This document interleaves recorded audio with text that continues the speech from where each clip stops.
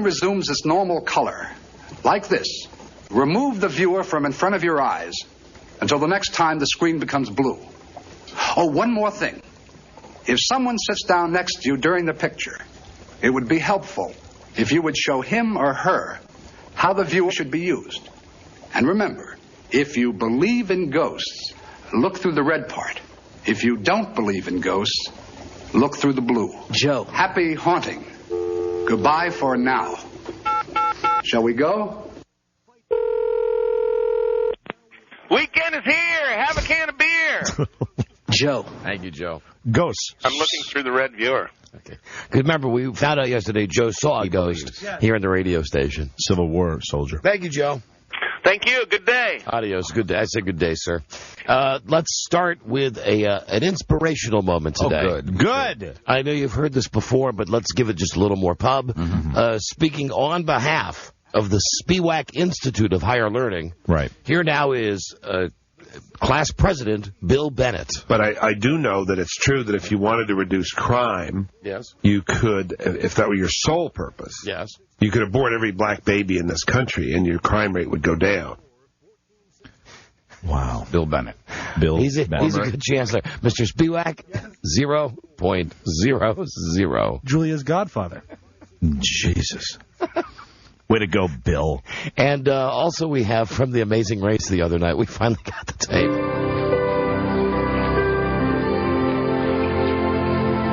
Black family, you're the last team to arrive.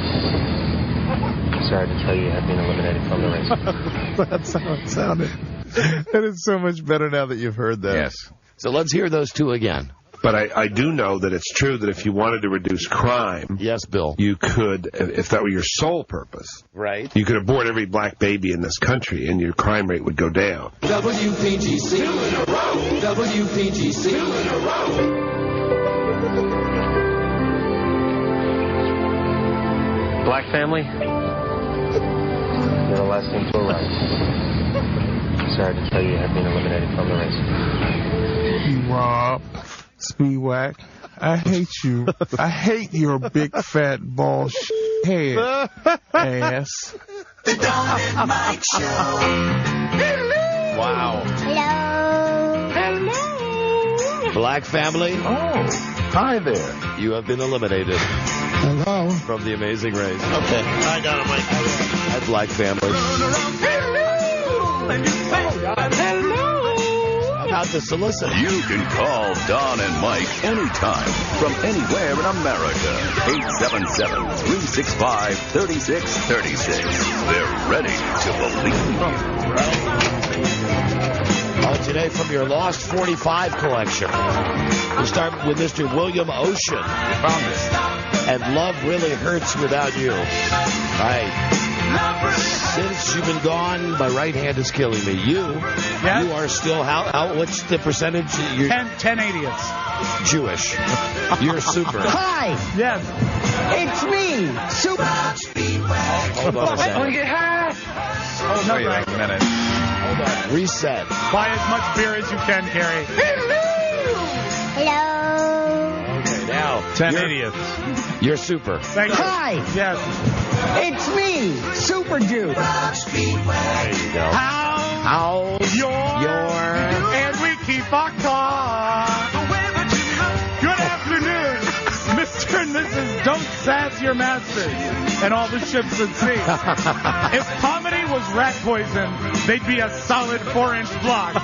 Don Geronimo and Mike O'Mara. Yeah. You know, a lot of this we'll explain, but a lot of it, if you listen to yesterday's show, you'll get. Of course. Thank you, Rob. And it's the Don and Mike show. Let me get my bearings here. I'm dizzy, blowing into a paper bag.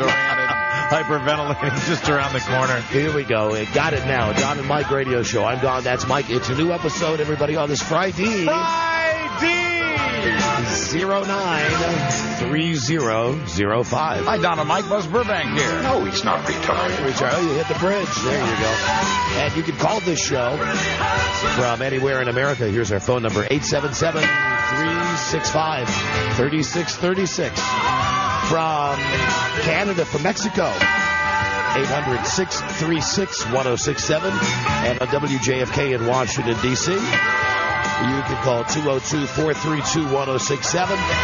Our website is DonandMikeWebsite.com. Look at all the pretty pictures. You can click on Listen Live there and hear us on the intranet. Wow. Also, you can go to RadioMat.com.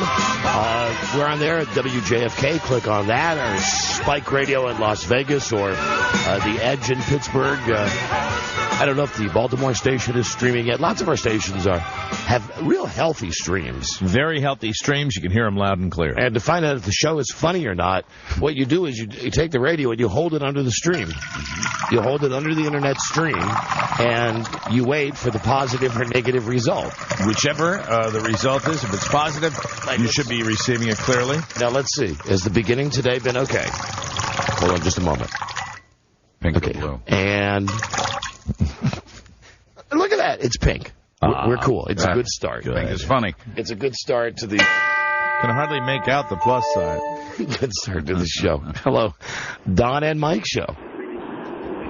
Hello. Don and Mike Radio Show. Hello. Hello. Hi, this is Josh from Louisiana. Yeah, hi, Josh. What's happening? I just wanted to say we survived in Lafayette both hurricanes, and we can still hear you loud and clear, and it's a great thing for us. So, I was curious about that because I read that, like, in New Orleans, just a few of the radio stations there have gone back on. In the state of Louisiana, there's something like 80 radio stations that are still off the air. So, our station in Lafayette is still on? Yes, that's correct. I'm listening right now. Wonderful. Right, beautiful. Well, good. Hang in there. All right, thank you, guys. All right, my friend. All right, thank you. Bye.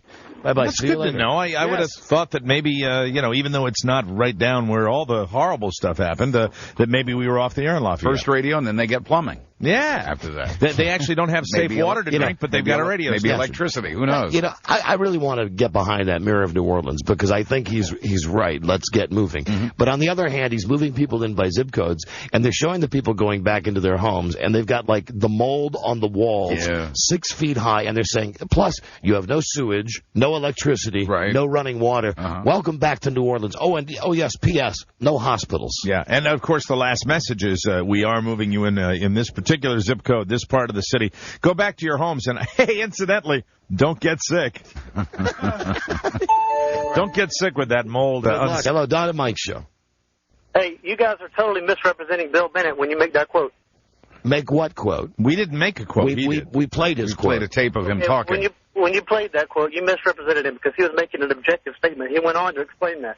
Yes, he went on to say he was speaking hypothetically. He was using it. I think everybody's aware of that. The fact is, people are saying that within that statement, it was just a little out there to make that kind of a comment. That's as idiotic as the woman with the alleged dead dog yesterday. Hold on, shut up for a second. I'm going to make a very salient point, tying these two tragic events together. Yes, these two giant missteps, both Bill Bennett and that crazy bitch we had on the phone yesterday with the nutty dog killer. Right. Alleged dog killer. We had a woman on the show very late in the show yesterday, and the bit was that the husband allegedly killed the dog. Now, we've done some research into this. The guy said he killed the dog with rat poison. We had people call us, and then we got on the internet and looked, and we had some vets write us and say, even if you gave a dog a massive amount of rat poison, it's not like the dog would just keel over like the guy said. Like the guy said he gave it to the dog in the morning, the dog was... We knew we thought we were being set up. Called this woman, and the point that I wanted to make with her was that while... I lost it with this crazy bitch because she started going on the offensive with us, and the reason that wasn't a surprise, though. We knew that was going to happen. The reason that I really jumped all over her was if it was true, I was giving the benefit these hayseeds benefit of the doubt. If it was true, what she's just heard is that her husband has allegedly killed the family pet, and all she's concerned about is the fact that we're calling her on the radio. Yeah, and she's mad at us because we're calling her husband a liar. And then the guy said, I don't know, because he was cussing up a blue streak. We had to hit the button a million times.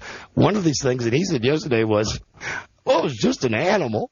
It was just an animal. Not a human being. Yeah, they were an interesting couple. There was a point where, I guess my thing is, Bill Bennett says something very stupid, and then afterwards says something that's supposed to make a little brain like you think that it's okay that he said that. My point was this woman yesterday did much the same. It's a disjointed reaction that makes no sense. You make a statement, or in the case of that woman, you get on and you yell at us when allegedly the dog's been killed. You also I don't know what the dead dog has to do with Bill Bennett. Really, the thing is context, no context. The statement, I heard the statement in context. Yeah. I heard it when he was when he's doing his blowhard routine that he's done for a million years. The fact is, I don't. Who's to say you agree with his premise? It's ludicrous. It's wrong-headed, and he said it. That's exactly what he said. And what he's saying is, if you want to cut crime in America, you abort every black baby. No, he's saying you could say that. He said it was a... You could play... You know what? I wish we had the whole thing, because you could play the whole thing, and it still is out there. It's still creepy to hear what he said. The only part that's chopped out of that is right afterwards where he says, I'm just speaking hypothetically. Of course, and he said something before it that was a qualifying remark, too. It doesn't really matter. Make it any better. So anyway, how did you want to defend him? All I wanted to say was that if I took one of your quotes and cut it in half, I could make you sound like you were... But here's the difference. None of us ever work for the president. We're stupid disc jockeys. We don't write books telling people how to live their lives. Okay? Okay, good to go. What do you mean? I believe we've convinced him. Would that be good to go? That would mean when you lose. You guys are awesome. Thank you. Bye-bye. Well, it sounds like a success. Bye-bye. I heard the whole thing today. I think you did too, didn't you, Don? Yeah. And the whole thing is, it's a totally qualified remark. And I will say that that's the only thing I will say in Bill Bennett's defense. Even in the context of qualifying the remark, it's out there, man. Here's the thing, though. Who even knew the guy had a radio show? I know, exactly. I mean, really? Exactly. Really, who knew? And I really don't. I had a point that I wanted to make. The way Bill Bennett answered that his remarks and what that woman said on the show yesterday. Is your point not able to tie in? Is your point people are protesting about the wrong things? Yes. Thank you, Mike. There you go. Half a brain here, half a brain there. As always. Somehow we pull it together. Yeah, that's what it's about. And Beth Ann is showing me here on our website. Boy, you people, it's running about 90% think that segment yesterday was good and that we were good. But there is a percentage that did not like it. Really? Here's 4, for instance, from some guy named Steven. Dear website, pleased to be putting the entire segment of the show with Don and Mike fighting with that DA bitch. That was great. Steve. And this one from GR88888. That's the funniest thing I ever heard. That guy is a friggin' liar. He's still on the phone. What an effing putz. Keep it up. Greg in Rochester. Then here's one from Schlee Grant. Don and Mike, I love you guys, but today's show was essy.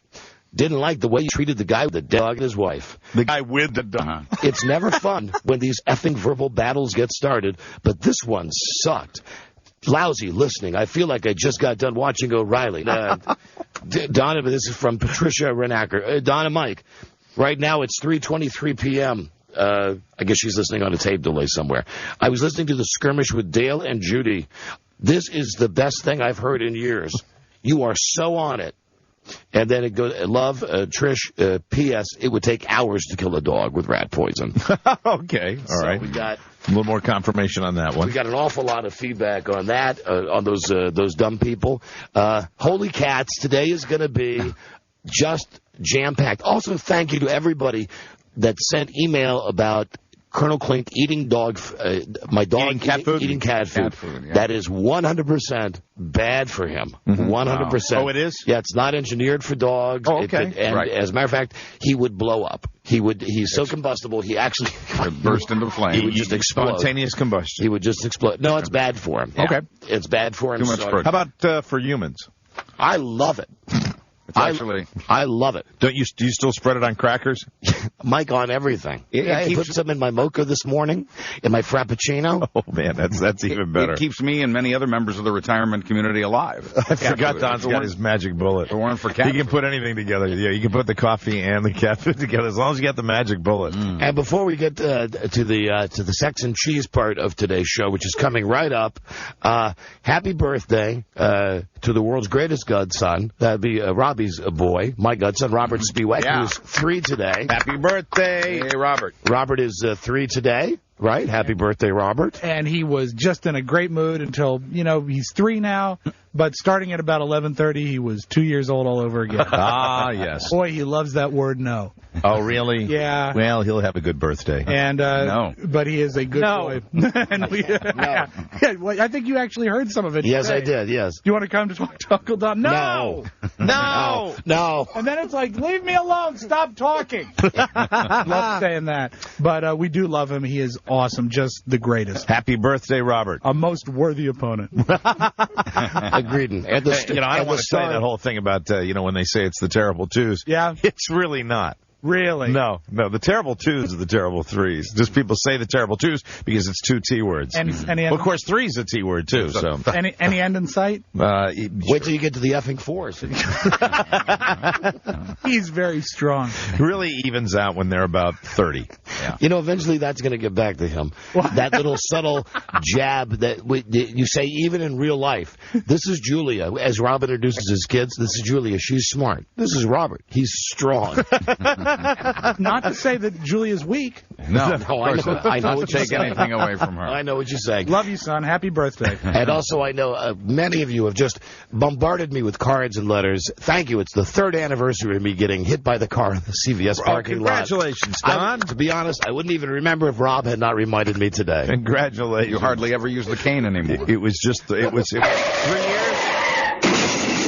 years. 3 years ago, you were airborne. 3 years. I called over to say happy birthday to the boy, and Rob says, I say, hey, tell Robert happy birthday. Rob says, happy anniversary to you. I'm like, what? He goes, like he remembers, right. You got hit by the car 3 years ago. Well, I'll always remember because I took the day off, of course, because Carrie was giving birth, and I said, you know what, I'm sorry I won't be there, but I'll call right at 3, and I did, and I said, hey, Joe, it's Rob. Listen, everything's great with Carrie.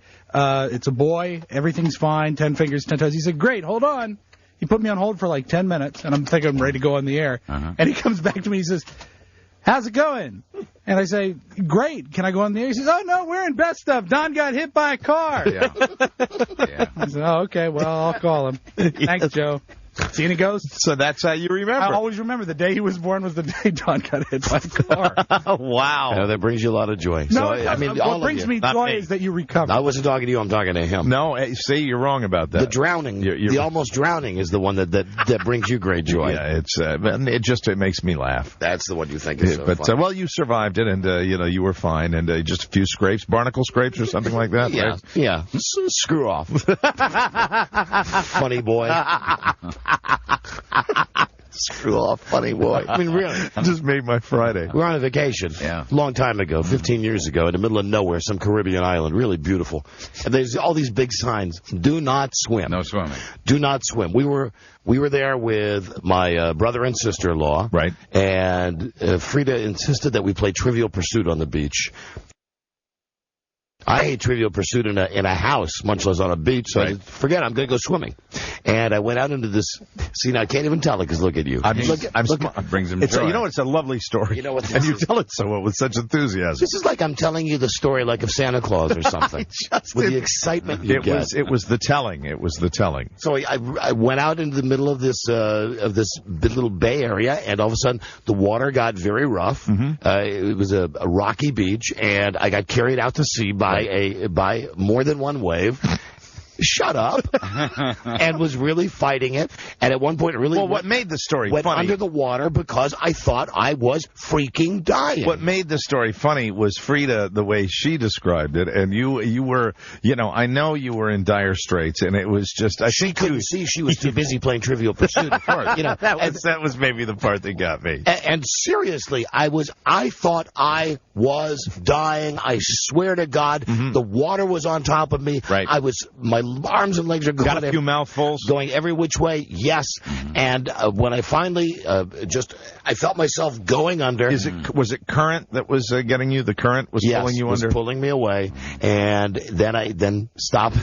I'm not. What's funny? No, it's not funny. What's funny about this? There's nothing funny at all. I come back. I'm thrown against these big rocks. Right. I do have cuts on my legs and cuts on my arm. And you pulled yourself up on the beach like in Castaway.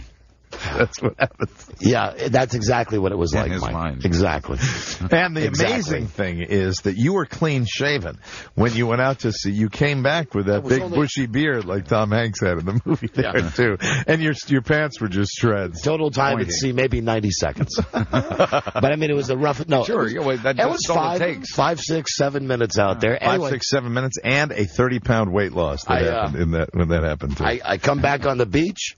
And I'm out of breath, and I'm saying to my wife, "My God, you won't." I almost died. I love you so much. And all I got was something like, "You're getting the board wet." Where's the yellow wedge? Everyone ignored you except that ball named Wilson. Yeah. He listened. Wilson! That's all right. Wilson! Pile on. Go ahead, pile on. You know, in the movie Castaway, Tom Hanks has the same sound in his voice a couple of times that he has when he plays Woody in Toy Story. Yeah. Wilson! And also in the Money Pit. In the Money Pit, right. Yeah. So anyway. But not that piece of crap he did where he played the foreign guy in the airport. The Terminal. Terminal. What a horrible movie. The Interminable. Really, I usually can watch anything Tom Hanks is in. I couldn't make it through it. You don't think that's a believable movie? Oh, Jesus. You don't think that's a side splitter? You know, it just goes to show you can be like Bank in Hollywood. You can be the guy, and you can still screw up by picking something like that. Listen, I was talking with Steve about that. Yeah, Steve Spielberg? Yeah, and Steve said every once in a while you make a film just for artistic form. You don't really care how it does commercially. You're making an artistic statement.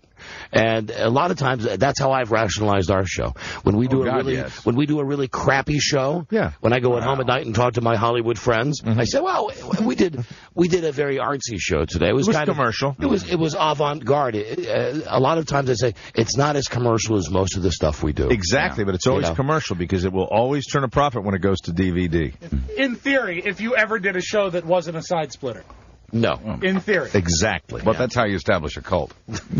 It's a lot of fun. Right. Thank you. I call out there and talk to my friend Steve. Steve. Say, Steven, hi, listen, you don't remember me. I'm the guy that was hiding in your yard a few years ago. Remember the guy that was hiding in Steven's with all sorts of very disturbing things in the trunk of his car. That's right. He had like dynamite or something. And duct tape. Strapped to him. Nipple clamps. Nipple clamps. Right. That's it. Speaking of nipple clamps. As we always do. What was the time? It's time for Sex and Cheese. Oh. When isn't it? On a very serious note, today is a sad day for us here that one of our favorite people at the radio station, J-La, is leaving. She is escaping to go work at NPR. National Public Radio. And when we speak badly about the people who work here, as we often do, and God knows they deserve it, Joan is always one who is excluded from any of our bars. Oh, yes, absolutely. Because she just really getting out of here. We want to say good luck, Joan. So let's wheel in Joan Latta now, and let's also wheel in her lovely dancer. Do we need a chair for her? I believe so, Mike. Let me get that. We've got a dancer for Joan. Let's wheel in Joan. Let's wheel in her dancer. And let's wheel in the beverages. Wheel in the cheese. Wheel in the wheel. Yeah. It's going to be some big fun now. Now, here at the station, sure, there was the regular party up on the third floor for Joan. Sure. Where they had, like, the deli platter and everybody had, like... Deli platter? Everybody had, like, sparkling, non-alcoholic, whatever it was, grape juice. But what we've got for Joan... Yeah, you really want to have a good going-away party? Have it at the station. Yeah. Duh. But I think they bought her a nice gift. They did. Oh, good. Where they buy her a handgun? Doesn't need it anymore. Cyanide tablet. I forgot to chip in for that gift. Did you chip in yet for that gift? Yes, they did. Nobody came to me. Here we go. I sent you an email. Huh? I sent you an email. Oh, thank you. You're welcome. Thanks for sending me an email. Hey, Beth Ann? Yeah? She's coming. Can I speak with you for a second? Yeah. Oh, she's seeing the cheese. Here she is. Come on in, J-La. Come on in, J-La. You know, Beth Ann is going to be house sitting for me because I have to go out of town this weekend. And I just want to let you know. Yeah? I have nanny cams. Oh, that's good. I have nanny cams. No, just all those stuffed animals you see all over the house? Everywhere. Beware. Including behind the two-way mirrors. And in the bathroom you'll be using, just the slightest of pinholes. You will never spot it. Mm-hmm. You'll never know. But don't do anything, you know, sordid. Exactly. Right. We've got the shower cam.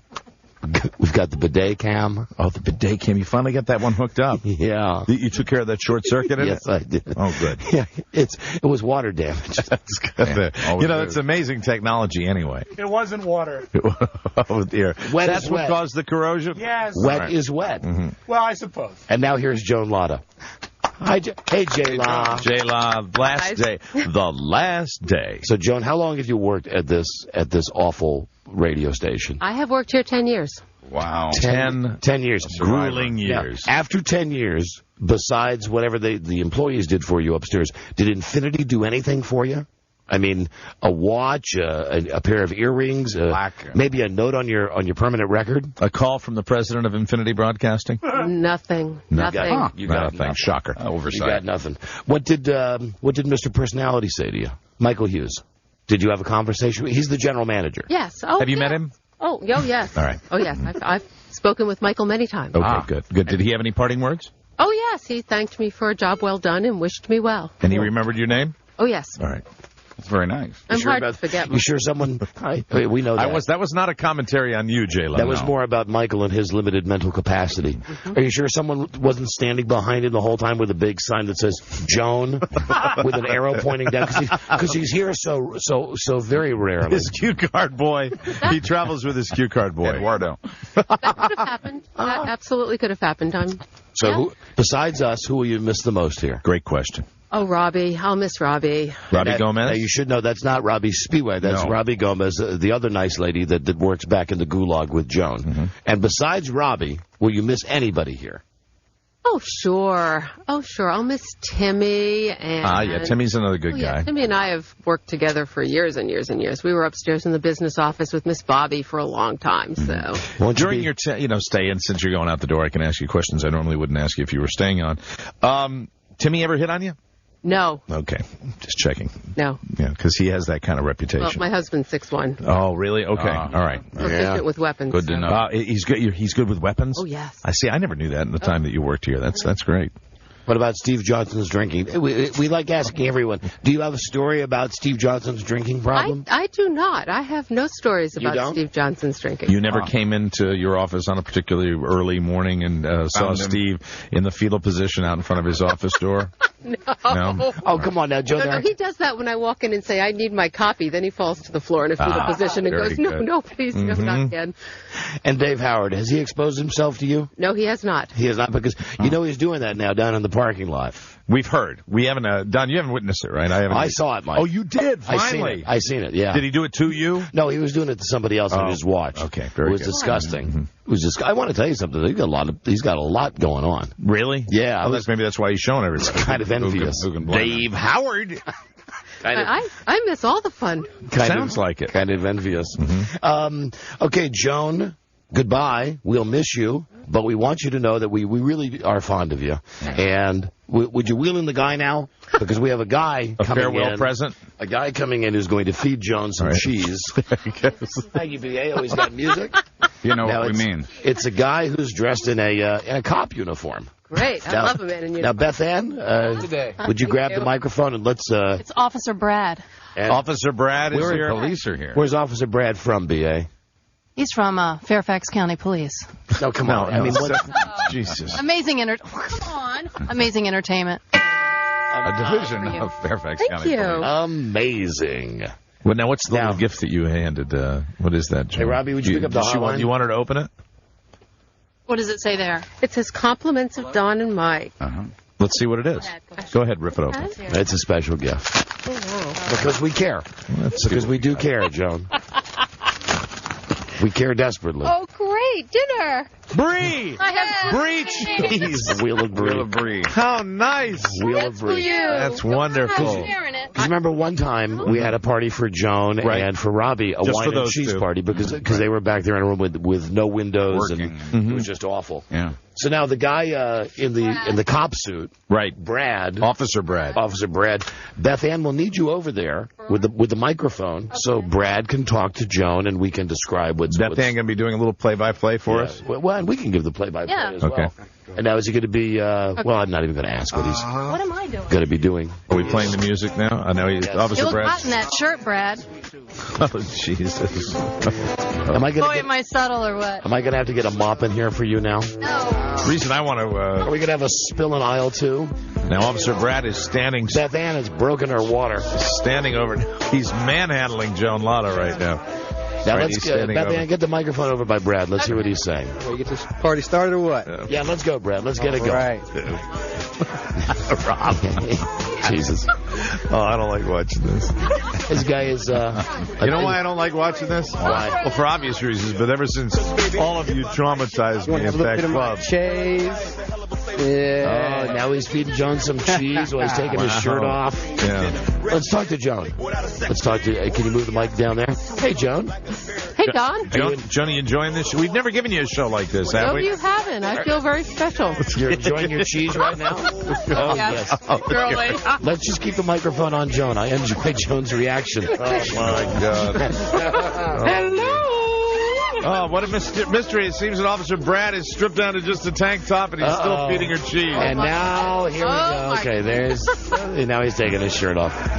You know what it is? It's He was hot. Goodness. like What's that? It's like looking in a mirror. It was, And now he's undoing his belt. right. Now that belt. Hold on, you gonna feed her some more cheese? Oh, now he's got it. Cheese in his mouth. Yeah. Mouth-to-mouth cheese exchange. Wow. Very This is good. Rip Taylor. I will be in Metroliner tomorrow at 11 a.m. in Washington, D.C. Oh, dear. Now the belt is off. Hey, Robbie, you don't know what you're missing. Oh, yeah. Oh, my goodness. The belt now. Now he seems to be taking a seat. He's putting out a fire at Joan's lap right now. Yes. Hold it back in. J-La, you will never forget us, will you? Oh, yeah. Oh, my God, the tearaway pants. Jesus the Christ. tearaway pants have come off. My God, the tearaway pants. No, a dear. thaw. Oh, yeah. Oh, my. Oh, my. Wow. He is now, Officer Brad is down to a thong. A great big fart. Joan is, Wow. I don't dear. know. He's feeding her cheese. Oh, dear. Oh, God. He was putting the cheese, like, on his boob. Oh, God. And having Joan eat the cheese off his boob. Jesus. Oh, my God. I like Joan going, okay. Hi, Joan. That's wow. Now, you know, what's wonderful. Hold on. No. Oh, God. That's really good, or at least reasonably good. I tell you, Joan's chair is on wheels, so this is... Now, what's happening now? Officer Brad seems to be giving her a bit of a shoulder rub. Merry Christmas! Maybe a little lower than that. It's interesting. Wow. Fascinating here. And meanwhile, he just still got his little thong on. And his socks. Butt floss. All right. Like Don. What's that? What, Beth Ann? Like Don with his socks. Yes, keeps the socks on. Socks on. Keeping the socks on. And Jonah... I hope Joan's enjoying this show. I'm enjoying this. Oh, yeah. Joan is having junk rubbed all over her. Yeah, more feeding of the cheese. This is there's more of the mouth, and yes. now... Oh, dear. You know, Joan, I got to be honest, he looks like a dog humping a chair. just looks like a dog in heat. Tell me when it's over. This guy dancing in front of Joan and his G-string. Oh, dear. All right. Yeah. He almost looks like the dead guy on CSI. Oh, there we go. He has to go back to traffic. He has to go back to traffic court. You look like the dead guy on CSI. Under watch. Wow.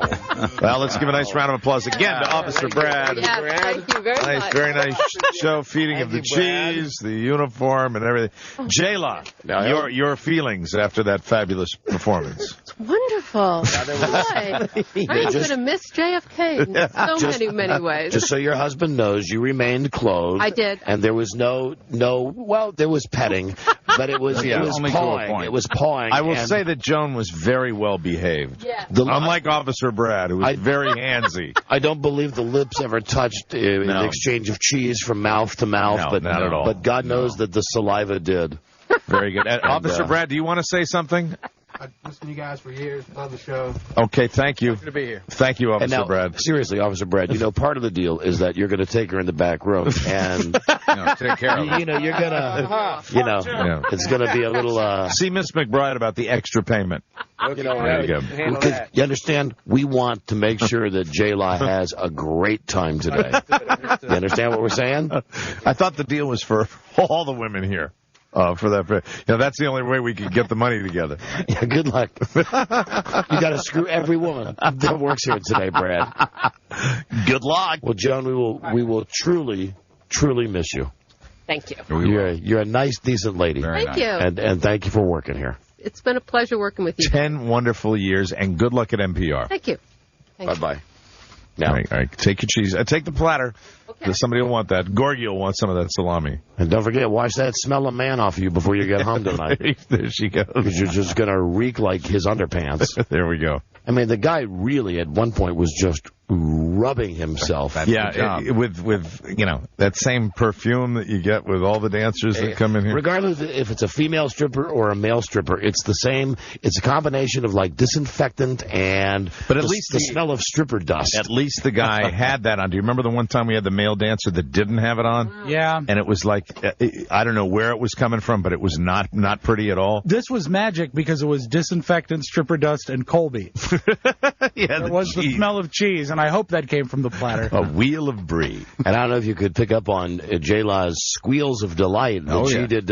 She was at a couple of moments there when he was just rubbing her shoulders. Mm-hmm. Sure. Yeah, she was okay. Yeah, she was a happy woman. She had a nice piece of cheese in her mouth, naked guy with a thong rubbing her back. She'll never forget us. And Beth Ann was a bit more than a spectator at times. Beth Ann seemed to... Well, we found out at dinner the other night with that waiter that Beth Ann's all sexed up. Yeah, and you know what that is for her? That's tonight's show. Mm-hmm.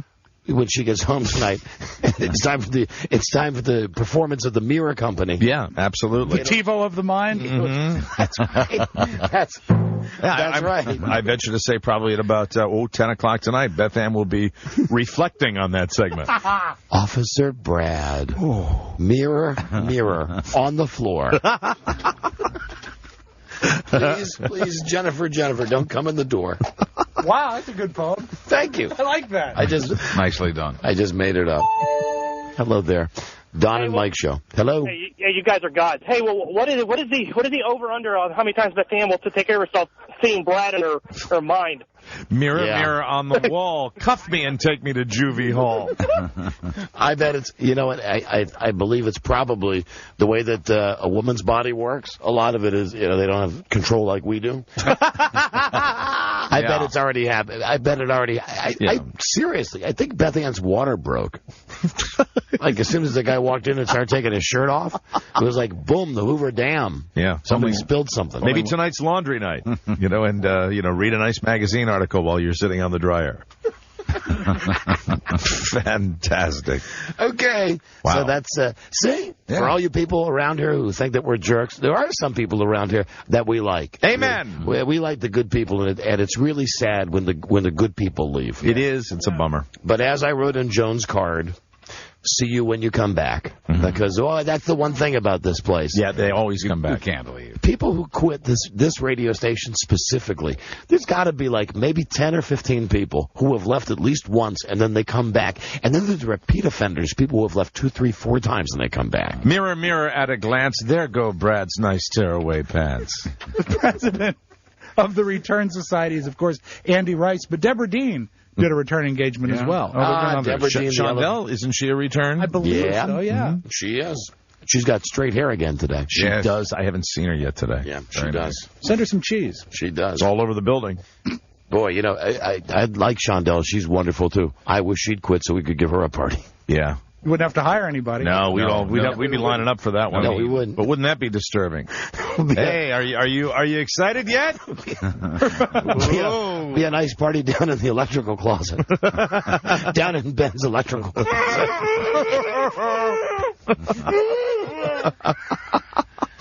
Isn't it romantic, Shondell? All these mops and brooms. And, gosh, we've worked together for almost 20 years. And Mike, lock the door! Don't you want to stay now? Forever? Stay here, never go home. This is going to be really scary. I'm not kidding you this time. Oh, that's awful. We shouldn't talk that way. No. We really shouldn't talk that. We should not talk that sick way. fantasies, that's all it is. Somebody, Ben going down to, like, clean the toilet or something. He opens the door and there... She's got a ball in her mouth. And I mean like a rubber... Sure. A rubber ball. Rubber balls and liquor. In her mouth. It's me and Mike wearing our Billy Idol hats. no shirts. And Ben opens the door. I'm like, can I help you? Like, yeah, we're doing some show prep in here. Yeah, Ben, close the door, please. Well, Shondel's eyes are saying, like, help, her eyes are, I know you've seen that on TV. Sure, like, the eyes are like, help me, help me, help me. Then Ben shuts the door, of course, and he just hears a little click. Now, my lady, we put the Barry White back on. It's showtime. Yep. That's how we treat Shondell, because we like her. Yeah. We like her. Yes, we've somehow we like her, and now we've turned her into some sort of dominatrix. Strange place. Down in the electrical closet.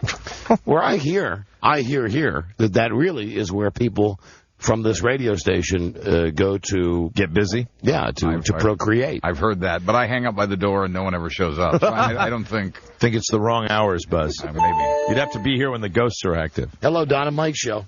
Hey, Mike, you said Beth Ann was going to spend the evening at the dryer. I'll tell you what, the secret is the washing machine and the rinse cycle. Oh, you know what? You're probably right, because I've heard that rinse cycle when it just goes... Oh, absolutely.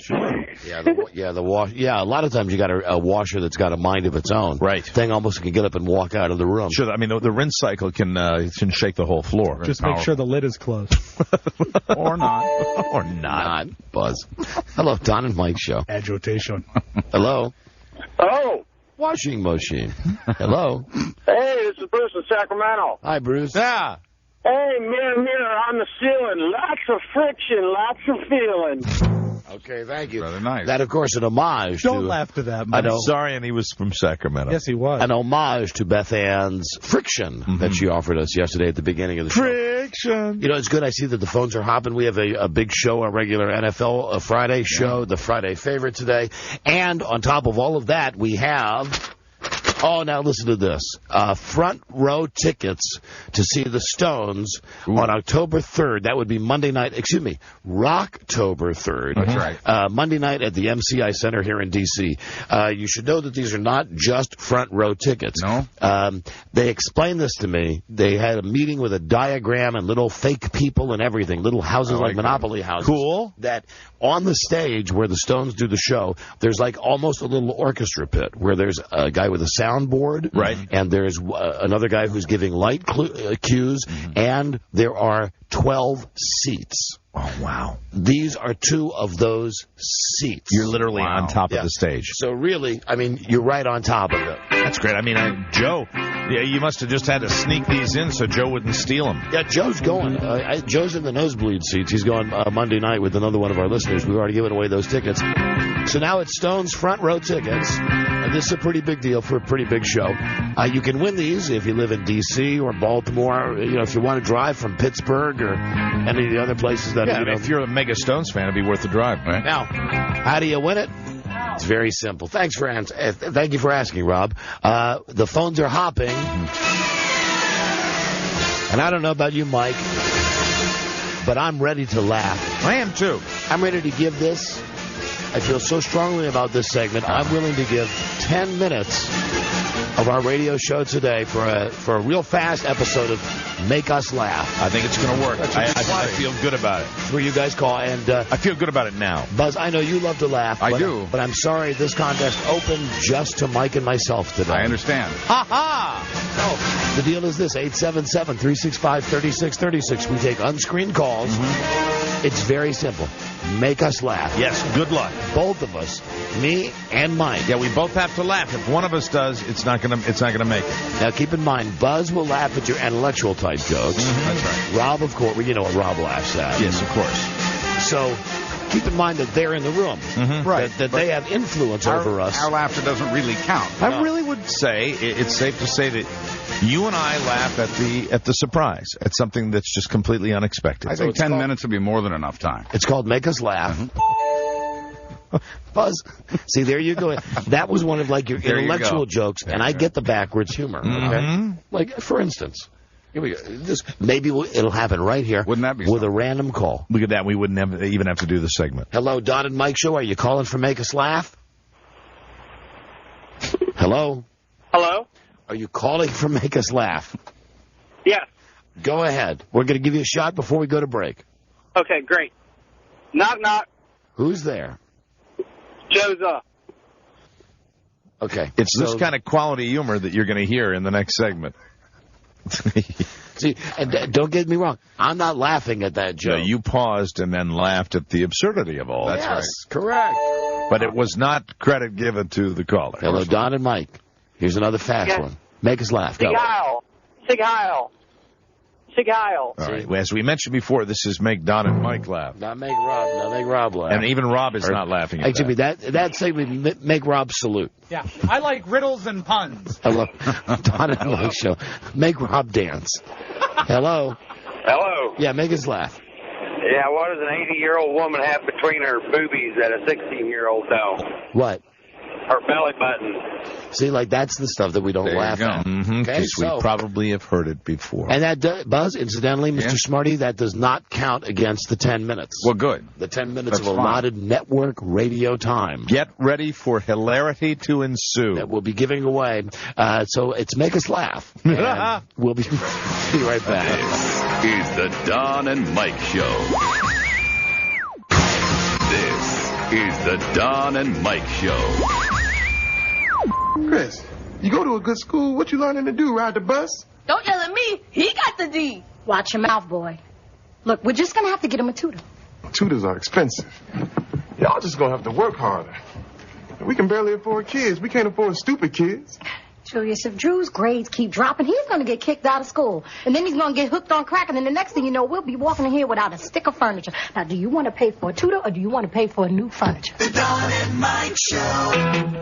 And now, because there's nothing else on, the Don and Mike Show. Yeah, it's everybody loves Chris. Everybody hates Chris. Right. Yeah, but everybody loves it. Everybody loves the show. Yeah, I got it wrong. Thanks for pointing that out. I watched that last night. Did you like it or not? I did. I liked it. It's great. Did you really like it? I didn't really like it. I liked it. See, I could tell you didn't really like it. Well, I mean, it was. I was waiting for it to be great, and I think you saw the first episode, right? Yeah. Was the first episode better than the second episode? A little bit. Okay. But I thought the one last night was funny as hell. I like my favorite character is the father. The guy that plays the father, the nervous, and the next door neighbor making him nervous. And also the kid that plays Chris is outstanding as well. Listen, just ahead of and a good CSI last night. Yeah. They are getting so good with the bodies on that show. Last night, for all of the restrictions that the FCC puts on TV and radio, there's sex everywhere in a hotel room on CSI last night. There's a term that we've had on this show. They used it last night. It's a medical term. I know. Priapism? Yeah. Priapism, either one. Yeah, yes. Priapism. Right. Yeah, that with the guy after the guy did the buzz thing. Right. Yeah, exactly. Which is what I was thinking. Autoerotic asphyxiation. Which is what I was thinking. When they finally have the recreation in the one guy's mind and his friend of what he did. Sure. And he walks into the bedroom and the guy is hung himself there. Is it Michael Hutchinson? Michael Hutchins, yes, former lead singer of NXS. And there are two guys on both the CSI Miami and the CSI in Las Vegas that look exactly the same. They got those, they're the young guys that have those kind of Frankenstein heads. It's like it's the CSI look, that they want to have guys that look like that. If you find me hanging from a light fixture, you'll cut me down, right? Yes, I will. Okay. As long as the pantyhose don't melt to the fixture. Right. I will cut your pantyhose down. Thank you. Wow. God, thank you. And just ahead of Make Us Laugh, let me just say to Mike, hey, Mike. Don. We get to keep a car. We get to keep a car. See that? That works. Okay. Yeah. I still think it's a division of that other place. Explain it to you. There's a commercial that runs mainly on daytime TV here in D.C. And it's got a brother and a sister, and they're on a beach like in Jamaica. Okay. And this other chick comes out, and she says, what are you doing on vacation? I thought you were over your heads in car payments. And the sister has got just big, gigantic, huge boobs. And it's really cheaply done. She's obviously reading a card. Right.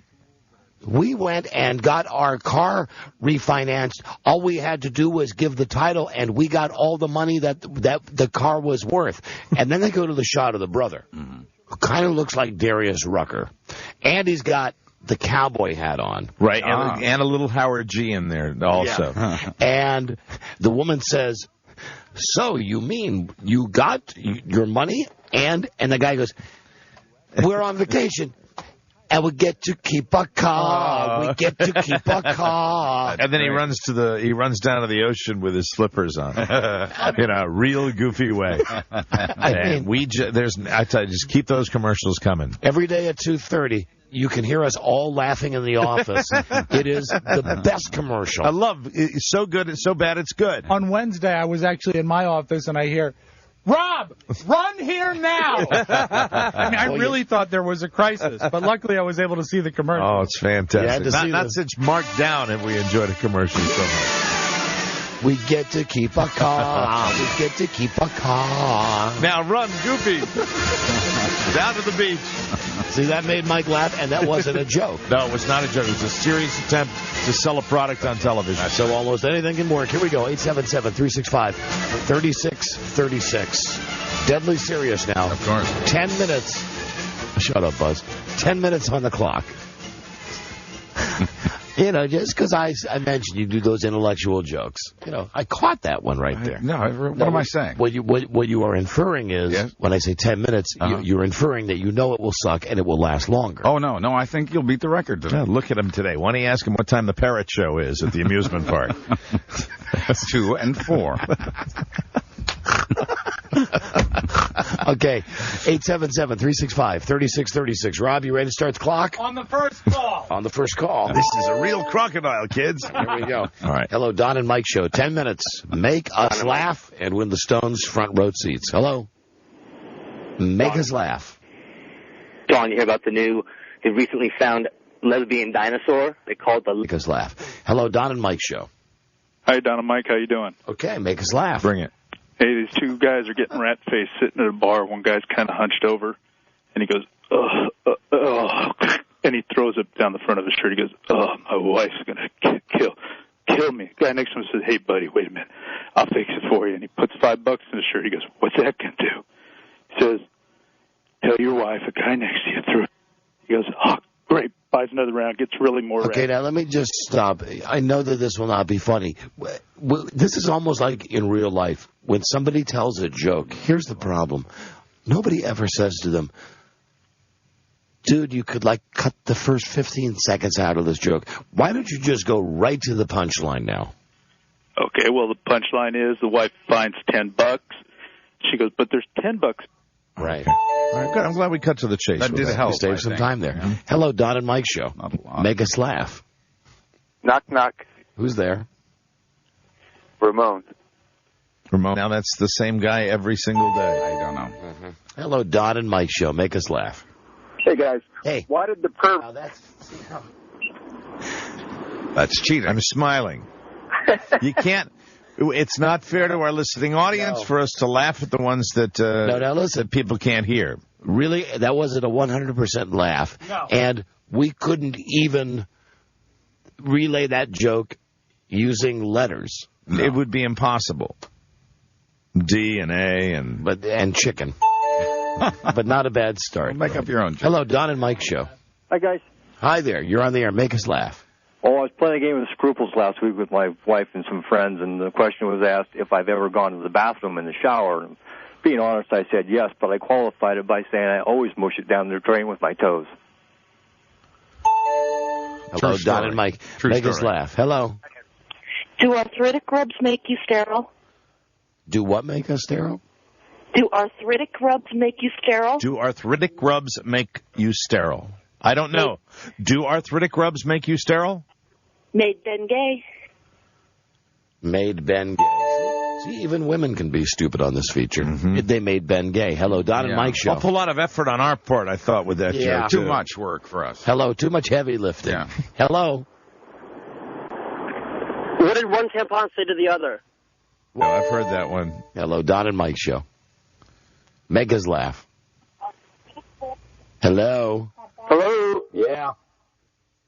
Oh, forget it. Go to hell. Hello, make us laugh. Don and Mike Show. Forget it. 3 minutes. What? 3 minutes. Oh, the scream. Hello. Yes, sir, it's you.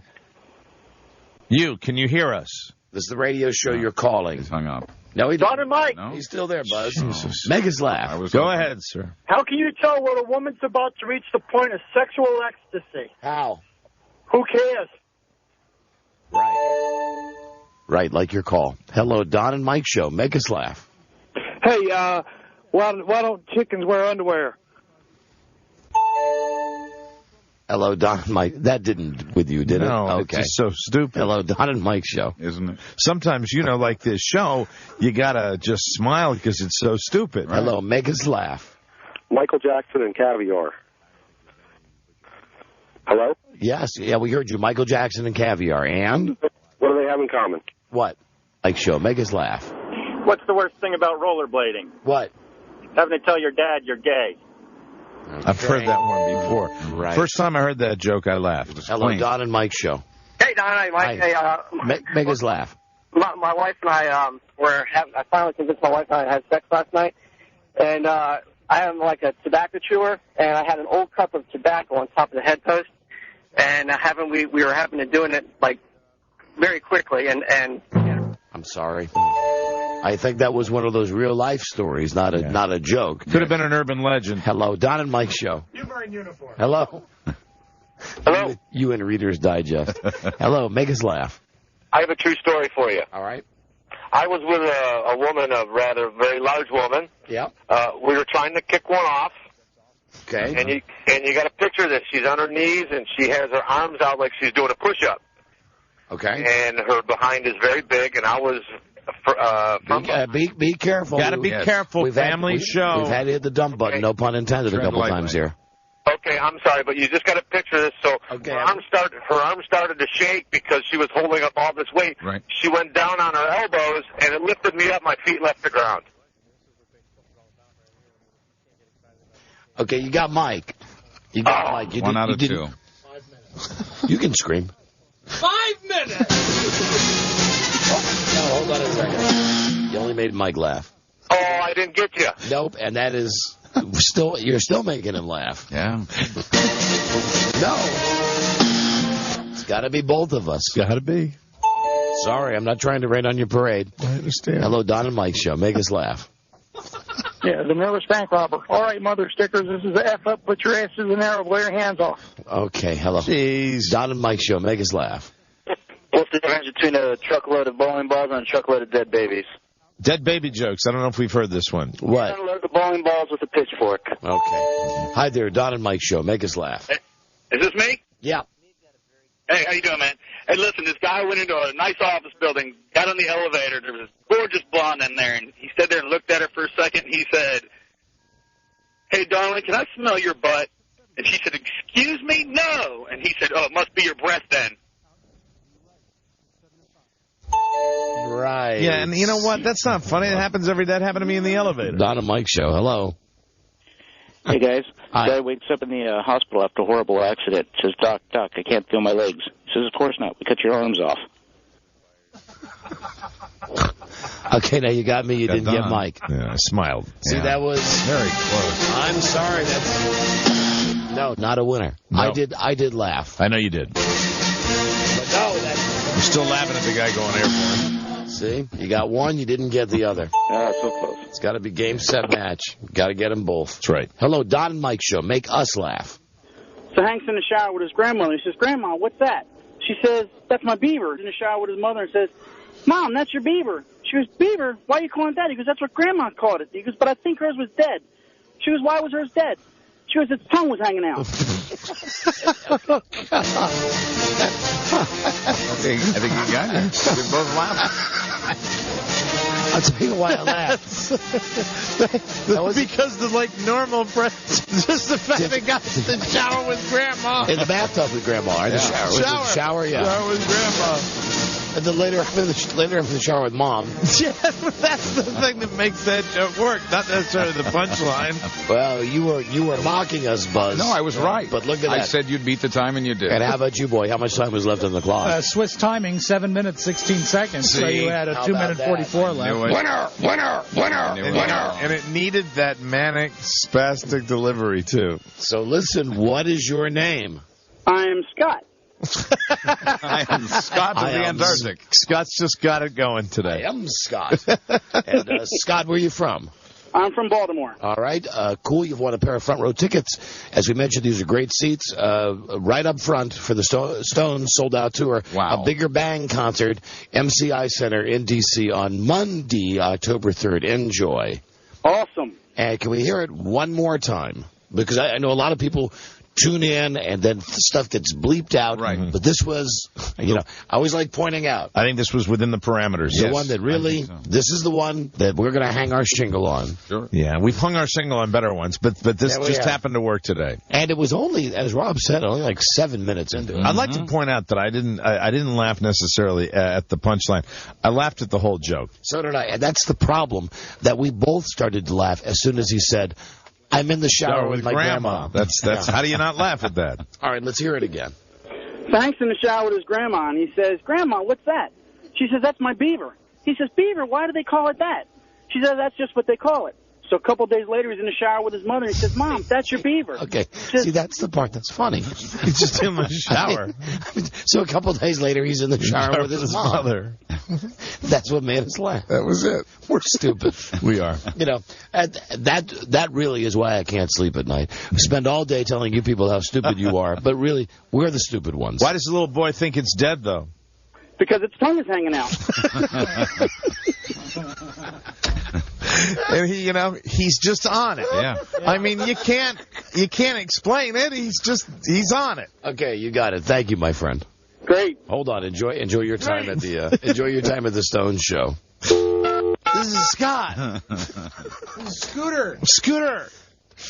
Yeah, that was good. A couple of days later, he's in the shower with Mom. That was good, and that was under the limit. Yeah, look at that. What's wrong with the phones? For God's sakes. Let's see if JB's ready. If he's not ready, I got a bunch of tapes. Hello there, Beth Ann. Hey. Hi there. Hey. I was serious about the cameras. No matter where you go in my house, there will be a camera on you. Okay. That's fine. And it's a camera that you monitor wherever you are, right? Yeah. With your Wi-Fi. I'm just going to stay in my area. My Wi-Fi. I was reading some. I wanted to ask. I called you for a reason. Is JB cool in the next break? I just paged him. I'm waiting for him to call me back. He's cool. All right. Well, either way, we'll do something next. Thank you, Beth Ann. You're welcome. I was reading. Is your pool still open this weekend? You bet it is, Mike. Zang. And I told Beth Ann how private my neighborhood is. Well, except for the cameras. Except for the camera. Right. That skinny dipping is absolutely on the menu this weekend. That's right. I'm getting together my CD collection of saxophone classics. Help yourself, as Tom Jones sings. So help yourself. Okay, bye. Woo. Or she hung up. She hung up a long time ago. She already hung up. What's her problem? I emailed you. I'm sorry. Was that your Beth Ann impression? Yes, it was. I liked it. Thank you. I emailed you. I detect a mocking tone. What about the Jones thing? See, Buzz, and there you go again with that intellectual humor. My ass is covered. I emailed you. Here's the phone. Someone's calling. Yes, hello. I email you because I don't want to wake you up in the morning. I'm up in the morning. I know, but I don't, really. I'm up in the morning. What do you mean you don't want to wake me up? What, you want to get me up before noon? I don't know when you get up. No one does. I really don't. I think it's less intrusive. And I did a mass email for the whole show. Don is first, then Mike, then Buzz, then Rob, then Joe. My ass is covered. No, and then when you get here, I really don't talk to you, and I just assumed you got your email. You can still give money now for the gift if you want. I'd love to. Okay, I'll come get it. I love your comeback, Mike. Deadline has not. Sometimes that's appropriate. You just got down to. We used to use that as a debating technique. Yes, and with people that would piss us off. Right. We would end up just going. You know, I can't email you before noon because you're sleeping in your own vomit. That's not what I just. Well, that's what it sounded like. You have a life outside of the show, and I respect that. Yeah. I'm glad you do. I do. And you don't have a life outside of the show. We I do respect not. that. No. Okay, goodbye. Bye. So anyway, I was reading in Sports Illustrated in the new one. Speaking of, there's a thing. I don't know what you were going to say there. Speaking of what? Speaking of, when you mentioned like something about what before we had Beth Ann, it was something like you could watch TV anywhere, or you said something like Wi-Fi. Right. There's this thing in the new Sports Illustrated. It's a page article about this thing that you hook up either to your cable box or to your satellite box. Mm-hmm. And if you have broadband in your home, and if you have a router in your home, it is possible with this device, when you leave your house and you go anywhere in the world, you can turn on your laptop, and through your laptop, it accesses your TV, your satellite dish, your TiVo, cable box, whatever. You can watch and your TV doesn't have to be on. So, for instance, you could be in Timbuktu, and if you wanted to watch the Packers game on Channel 5 at 1 o'clock on Sunday, you would turn on your computer, which then would turn on your television, and on the screen of the computer, it's got a remote control. Like, for instance, you have DirecTV, 200 channels. You get 200 channels on your computer. If you want to order pay-per-view porno from DirecTV, this thing can hook it up so you order it and you watch it on your computer. That is very cool. Tell your TiVo to record something you forgot to set it for before you left. Yeah, for example. Now that's to me that's a breakthrough that really in the big scheme of things means nothing. But I think it's bigger than that guy that invented the cure for polio. That is very cool. You know, whatever that guy's name. I'm sure it's worthy. I just don't remember his name. You don't need to walk to watch TV. I don't remember his name. But there you go again, Buzz. I can't help it. There you go again. This is the way I think. Did you hear that one? You don't have to walk to watch TV. That was a polio joke. But like an intelligent polio joke. It's very nice. The best kind. Not like the cripple humor that we do.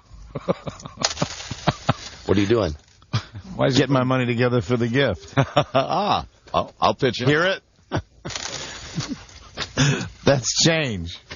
Thing looked incredible to me. I read this thing, and like everything that I think I would love, I know it would be. First off, with the exception of this weekend, I never go anywhere. I never do anything. And even when I go this weekend, I'm not going to bring a computer with me to this thing I got to go to. And I'm not going to want to be. I'm never in Timbuktu where I would want to watch the Packers game at 1 o'clock on Channel 5. But to me, it was just I'm reading this and I'm salivating like, how do I get this? I've got broadband. I've got a router. It is a very cool thing, and you probably will want that. I've got a laptop, and I would never use it. How many hotels have we stayed in over the years when we're on the road where they don't have the right kind of stuff that you'd like to watch, where you got access to all the channels you like? Cool. So bad. Because it's sad when television is your best friend. Well, television is a good, warm glow. That's right. But also, I'm alone now. I'd heard. So I'm allowed.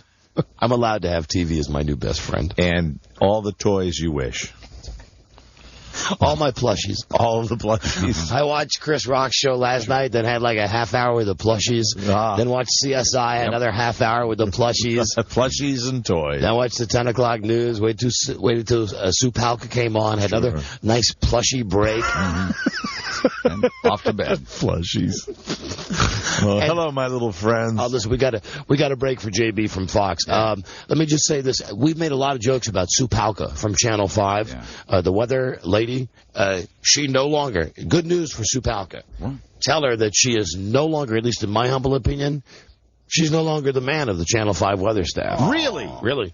His name is Gwen Tolbert. I have to find him. Haven't I ever told you to watch her and watch her? When is he on?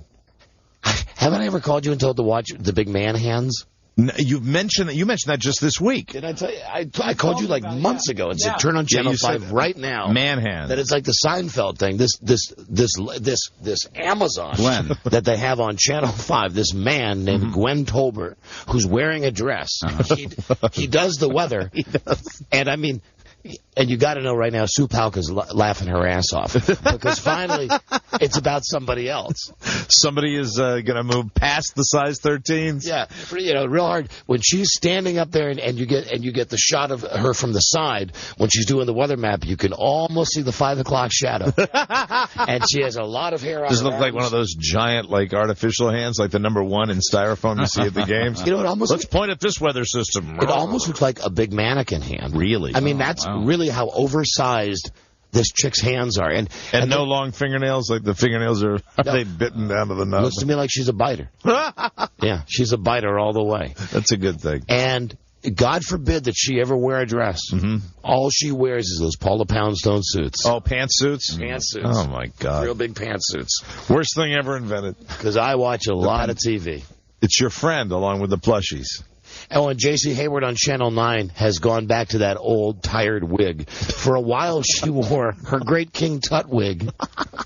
You mean the one with the turban? No, not the one with the turban. Okay.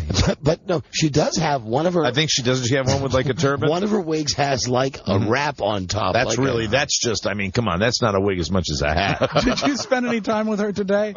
Watching her? Yeah. Did you hear her find her way through the story about the Billy Goat Tavern? No, I did not. They're opening a branch of it, the Cheeseburger restaurant in Chicago. Chicago. One is coming to D.C., and she said, and this was the rate she took the story, perhaps you remember the Saturday Night Live skit with John Belushi and Dan Aykroyd saying, Choi Burger. But you got to get it to Choi Burger. Because J.C. Hayward, she has a bit of a lisp. Yes, but it's a confident lisp.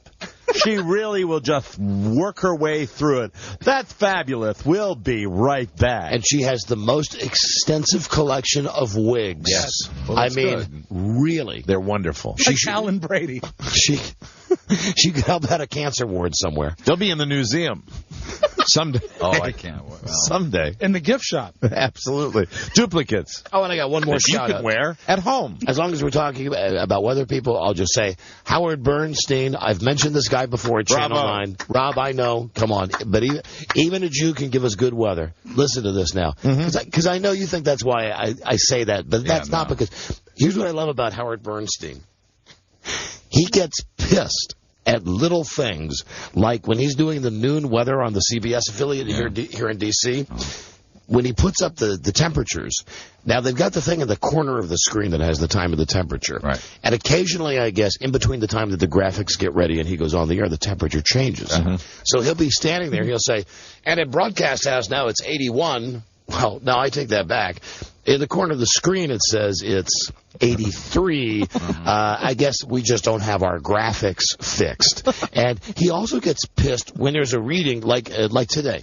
I guess somebody updated the temperature without permission. Today, he's giving the regional temperatures. And this is like the standard Howard Bernstein because he's wrapped so tight. Well, he's working under chopper. Yeah, under chopper. Oh, wow. Under topper shut. Chopper shut. So he says, and as you can see throughout the area, temperature much cooler today. Martinsburg's 57. At Dulles, it's 62. Frederick, 78. That's a problem with that thermometer. Yeah, that can't be right. We've had a problem with that thermometer before. Someone's going to have to pay for that. That's the serious tone that he takes. Very upset. I don't tell you, frankly, I don't believe this reading in Frederick right now. I think that's a faulty thermometer. Well, somebody better just take it upstairs to Topper, because he's the man in charge, isn't he? They come back to JC. Chopper Tut. They come back to JC. Her wig's at a jaunty angle. You can see the veins coming out from her forehead. Thanks so much, Mr. Bernstein. This is a great day. We'll be right back. She is the grand dame of DC TV, isn't she really? And the fact that she is still on. I think the grand dame might still be Maureen. I have a bunion. Yeah, but the thing isn't, JC's got about 20,000 more miles on her than Maureen Bunyan. I think so. I think Maureen Bunyan. I'm not sure. They were both at Channel 9. I think J.C. Hayward goes all the way back to when they went from radio to TV. Being back in the Bob Dalton era? But Beatles. But Bunyan is really not aging well. No, Today it really looks like her skull is about to jump through her skin. She's got that Phantom of the Opera nose thing where it's like pulled way back. I mean, I worry for her. I hope she's all right. Touch me, love me. I was thinking like read me the news now. I was referring not to the musical, but the silent film. With Lon Chaney. Yeah, like really, like we'll be back. We will pick the pros until they scab and bleed. Indeed, with JB from Fox, who only said indeed twice on Fox NFL Sunday. So I think the first thing we're going to ask him That's a major disappointment indeed. Ask him if anybody hipped him to the fact that we had the Indeed counter going. We'll be right back with JB. This is the Don and Mike Show. Don and Mike on the Edge, 1550. Don and Mike Show. A bitter cold night. The Giants, with a victory against the Eagles tonight, could reduce the edge to a half a game. Not on camera now.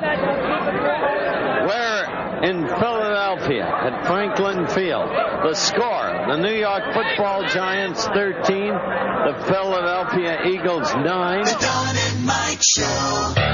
You can call Don and Mike anytime from anywhere in America. 877-365-3636. They're ready to believe you. Somebody threw the phone. Giving lovers. So giving. Don and Mike. Yeah, we try. This is, what are they right here? I'm trying to find songs that I think are decent now. It's a group called Saving Jane. I describe it as softcore teenage angst. I like Saving Jane? Yes. Well, I just love to interview them just to find out what the band title is. Saving Jane. Who's Jane? It's like that, almost like that gay Liz Phair sound that I like. I mean, not that Liz Phair is gay, but I like Liz Phair, and in a good way. Yeah, and I like the fact that she made an album that was just syrupy and poppy, and she got some flack for it. Liz Phair. You're talking about the Elizabeth Taylor Convention? P-H-A-I-R. Oh. Like fat, P-H-A-T. Liz Phair. And now, let's pick them until they scab and bleed. Little did JB know we had our Indeed meter going during Fox NFL Sunday this week. Yeah, and he showed us. Twice. That's all. Only twice did he say the word Indeed. Yes, that's because he's a broadcast professional. Here now is the host of Fox NFL Sunday, the great James Brown. JB. Fellas, let me tell you something. Indeed. It is indeed a pleasure to be you had one right in the very beginning. And here's what we want to ask you. Did anybody at all tell you, or was it just you being a professional broadcaster that we only got 2 Indeeds out of you? Because we taped the whole show. And we were hoping that you do the Indeed thing off the charts. I got to be honest with you. After our last conversation, when you guys made me aware of that, and I don't listen to myself because I don't particularly like listening to myself, but you guys made me aware of all the word crutches, and I've tried to be conscious of that throughout.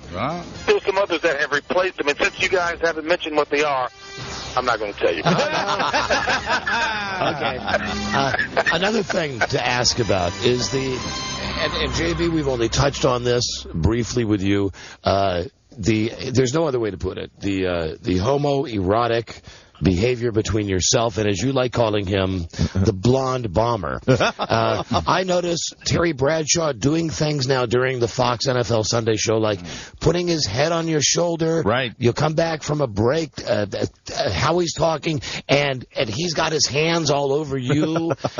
You've got your hands all over him. What's going on your side of the desk? You know what? I guess after 12 years together, it's finally started to happen. And given the fact that Terry has made it abundantly clear at this point, after 3 marriages, he's just game for some affection anywhere. I guess it's starting to show that he's coming out of the segregated path that he grew up in his past. You know? There you go.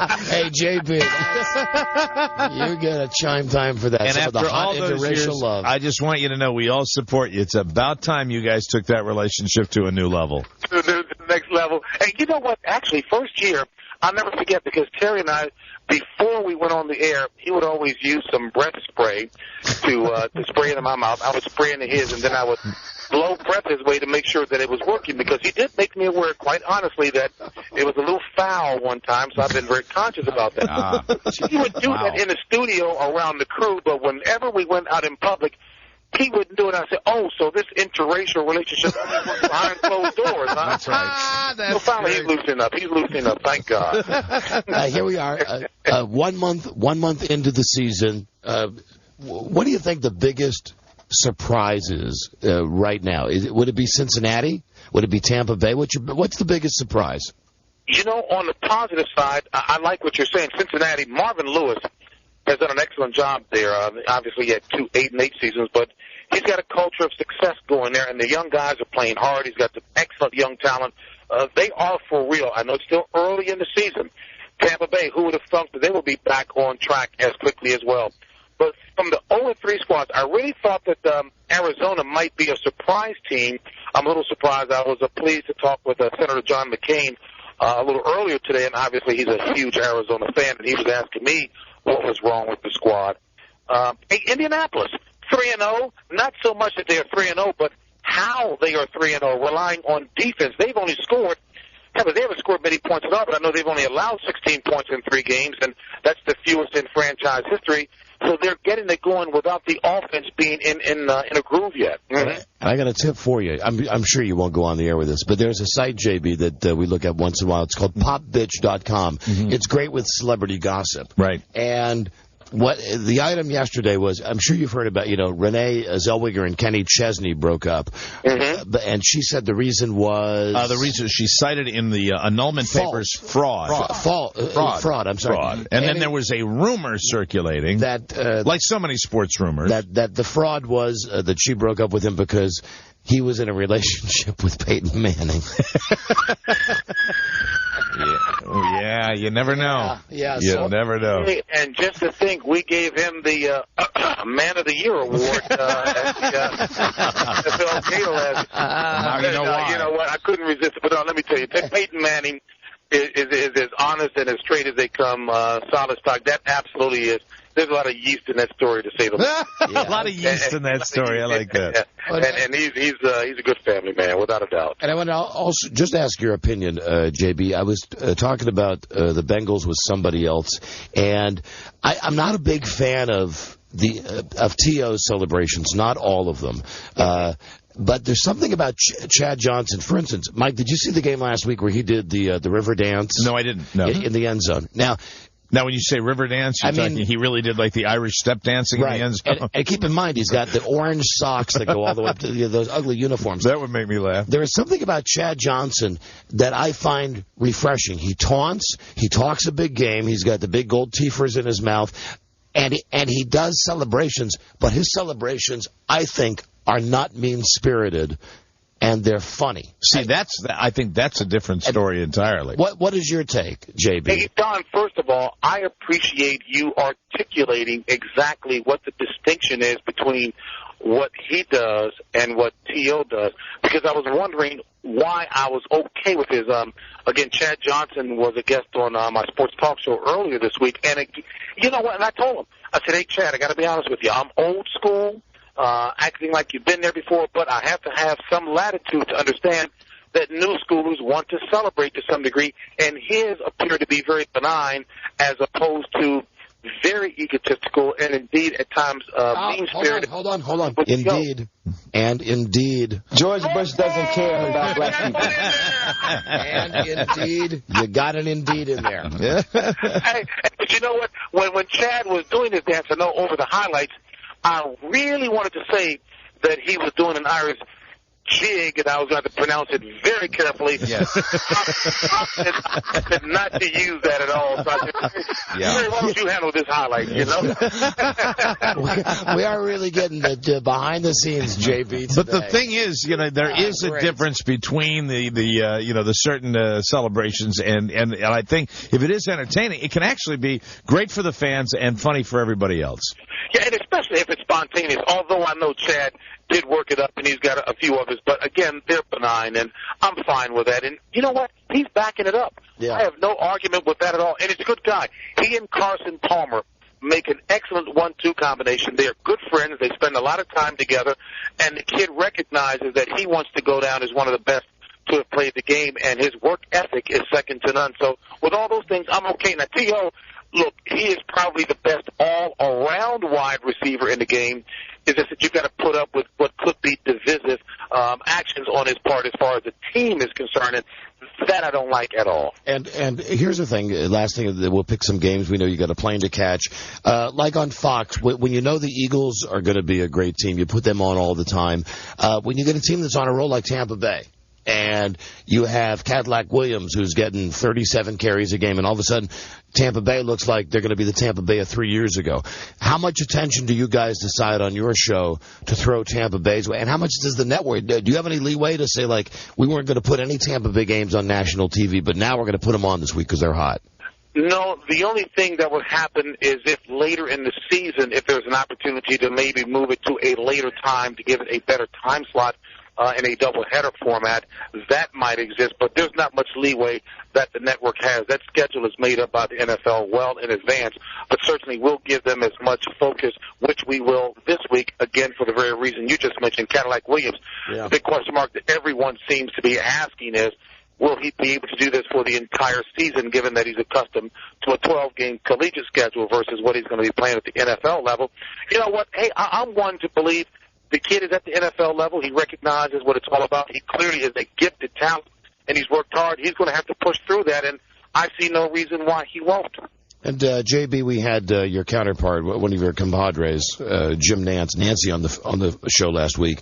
And flat out we asked Nancy, how come all of the games in Fox are on high def, and on CBS it seems like every third game is in high def? Right. Can you explain to us, first, it's great that your pregame show's in high def, every game is in high def on Fox. How come everybody doesn't run high def? How come CBS doesn't run high def? I'll give you a chance to talk about the competition. How come CBS doesn't run high def? Is it because they're cheap? We work for them. We know that that's the case. JB? Hello? Hello? Did we lose the connection? Oh, no. I'd like to think we lost the connection. I don't think he'd hang up over that. No, I don't think he wouldn't mind saying the CBS is cheap. We have lost. No, Rob, I don't think he's passed away. No, I'm sure he's okay. I think we're going to get him back on the line. God. It's a cell phone connection. Because you remember when Nancy he sounded was far away. He sounded like one of those cell phones like he's in the back of a car or something like that. Oh, I bet that's his. Is him calling back? Let's see. JB? Hey, fellas, I actually pulled onto the premises here at Dulles Airport. Oh, all right. Well, listen. And no. And I saw Jim Nantz up on the parking lot garage with one of those Parab microphones that just knocked us off the air with the car. Jim Nantz is a friend. But go ahead. So what was his answer to that? His answer was that all of his games are in high def, all of the games that he'll be calling. He indicated that he has it in a contract that the games he calls are going to be in high def.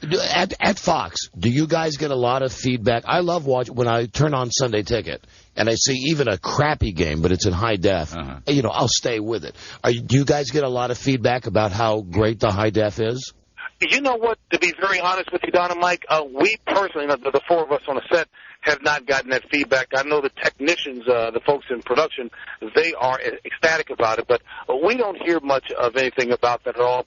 Our bottom line is to make sure we're doing a good enough job to continue the distance between what we do and what CBS does. And Jim Nantz is a very good friend of mine, and given the size of his contract and responsibilities, he has enough juice to demand whatever he wants over there at CBS, and more power to him. Well, I'm going to get you out of your sport for a second because I know Fox is covering at least one of these games over the weekend, baseball, since I'm into it, and I know so many people into it, the Red Sox and the Yankees. Your thoughts on the weekend series between the American League East rivals, JB? Wow. You know what?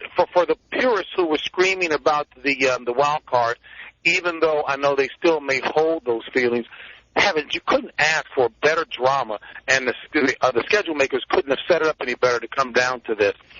Wow. You know what? It's really a toss-up, and I mean that because normally I would pick one or the other. David Ortiz, while so many folks debate whether or not he is a legitimate MVP candidate because he doesn't play defense, right. You know what my attitude is? Hey, wasn't Mark Mosley a kicker, the league MVP 1 year for the Redskins? Mm-hmm. If I'm drawing a maybe not a fair analogy, if he can be an MVP, why not David Ortiz? And you've heard the numbers. 20 of his 47 home runs have either been game-tying or game-winning home runs. The guy has delivered big time. Great drama. But On the other side, the Yankee fans can scream nicely that Alex Rodriguez has been delivering big. I know he's playing in a galaxy of stars there, but don't fault him for delivering and earning every bit of that $252 million he gets. I think it's going to be great, and it's a toss-up as far as I'm concerned. Okay. I think it's Cleveland. You think it's Cleveland? I just said that. You like Cleveland? Okay. No, listen, JB, I'm lucky I know the teams in baseball. I just read it's Cleveland, Boston, New York. We got 3 games. Let's pick them real quick, and then we'll let you get on your plane. Go ahead.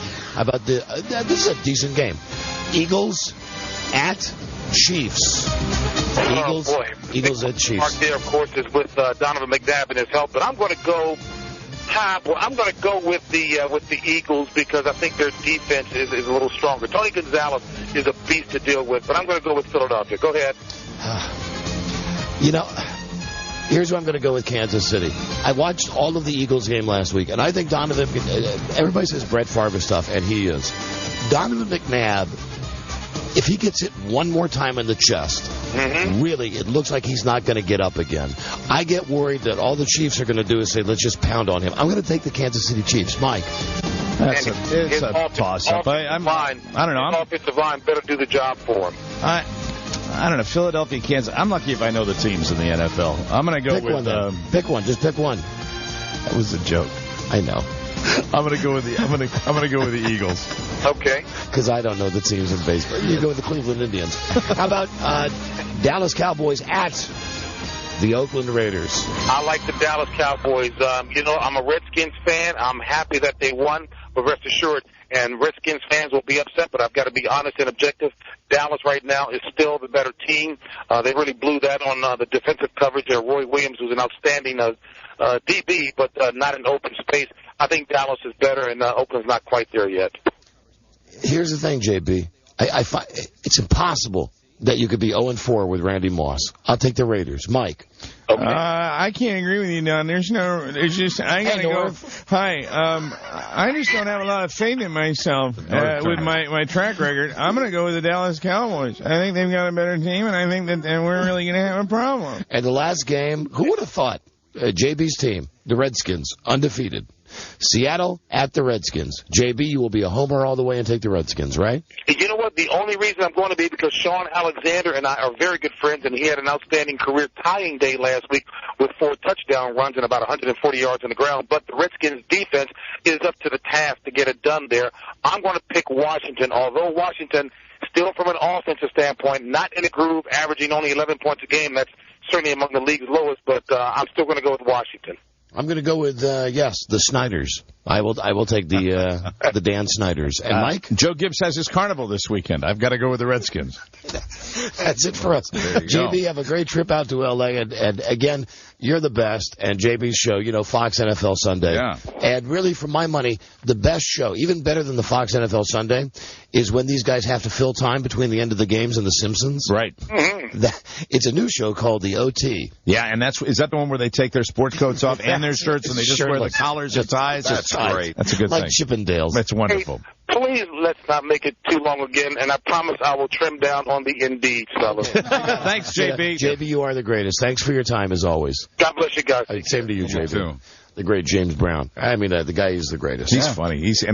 I like it when guys come on this show and they have a good time, because they can say things you'd never hear them say on the network. Right? Yeah, JB was a little looser today than he normally is. Yeah, especially with the whole thing about breath spray with Terry. Yeah, JB had his whole thing going today.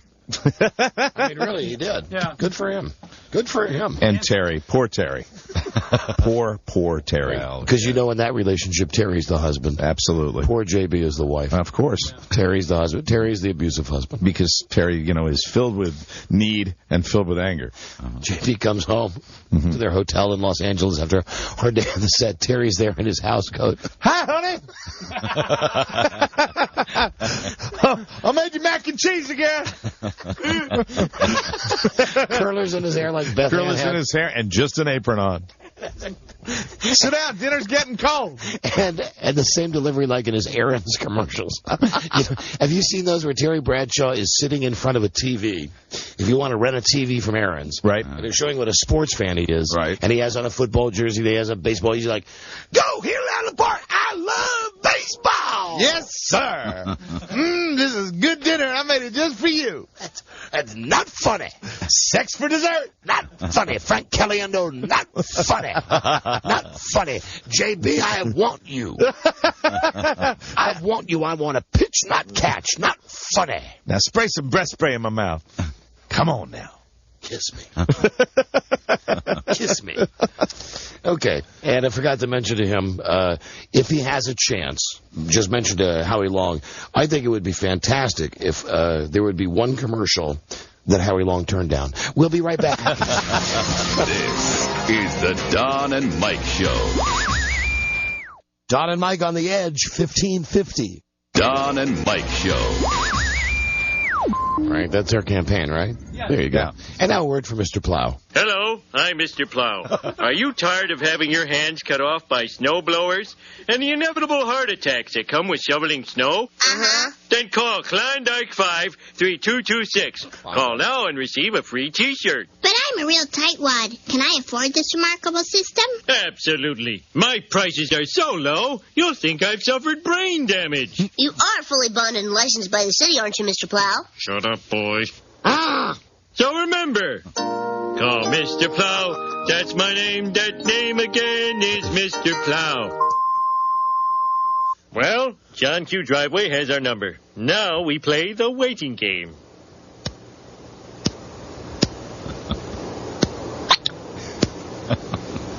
No, the waiting game sucks. Let's play Hungry Hungry Hippos. The bleaching keeps them pink. Don Geronimo and Mike O'Mara. Yeah, right now, timely and topical. Song September today, last day of September. Yes. I like that. Coincidence? You remember. I think not. And stand by for Neil Diamond. September morn. Our tribute to September. And, of course, the Vogues. See you in September. And, of course, I can't wait for Rocktober. I really can't. Starts on Monday, Mike. I just can't. There's so many little things you do in October on this show that I look forward to. Rocktober. Rocktober.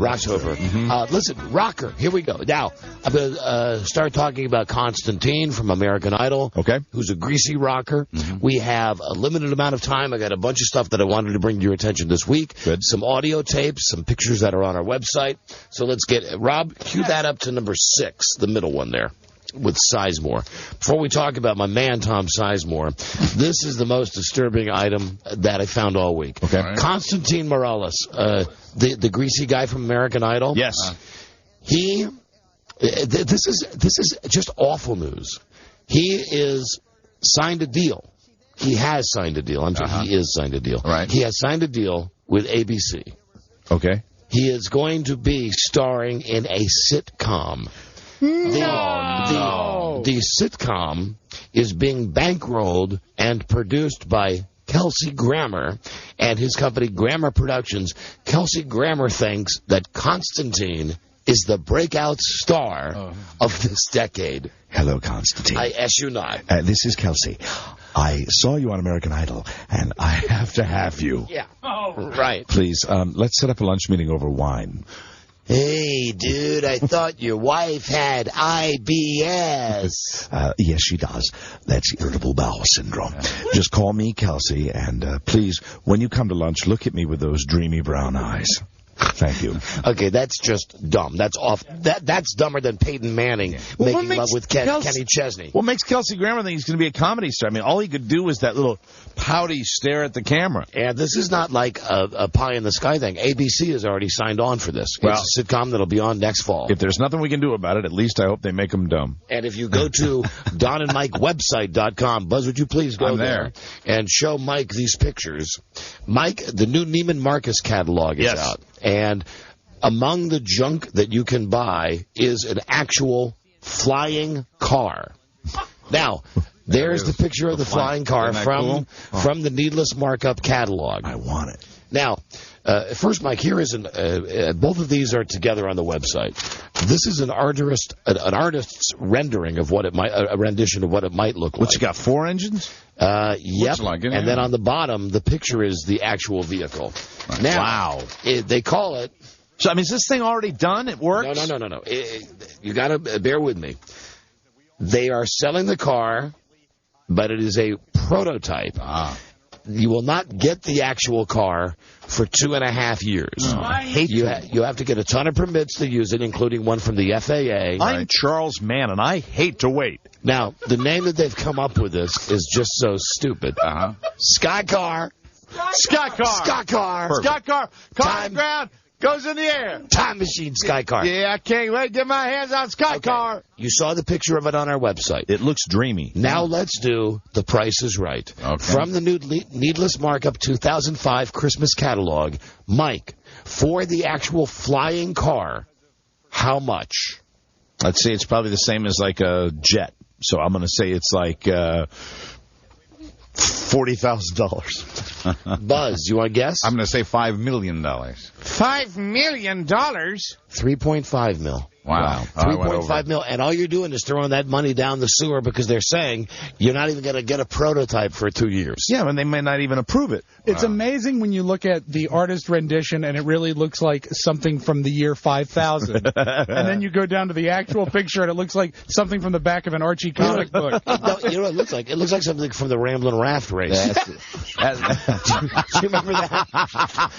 That was an old radio promotion where people would make dumb rafts and float them down the Potomac River. That is a promotion that ought to come back, in my opinion. Okay, the Ramblin' Raft race. Sorry to try to get insurance on. Sorry to butt in, but I've got Sizemore news. Flying machine. The Whizzinator. Still want to refer to him as your man? My man. Sizemore. Super Sizemore me. The Whizzinator. First item about Tom Sizemore.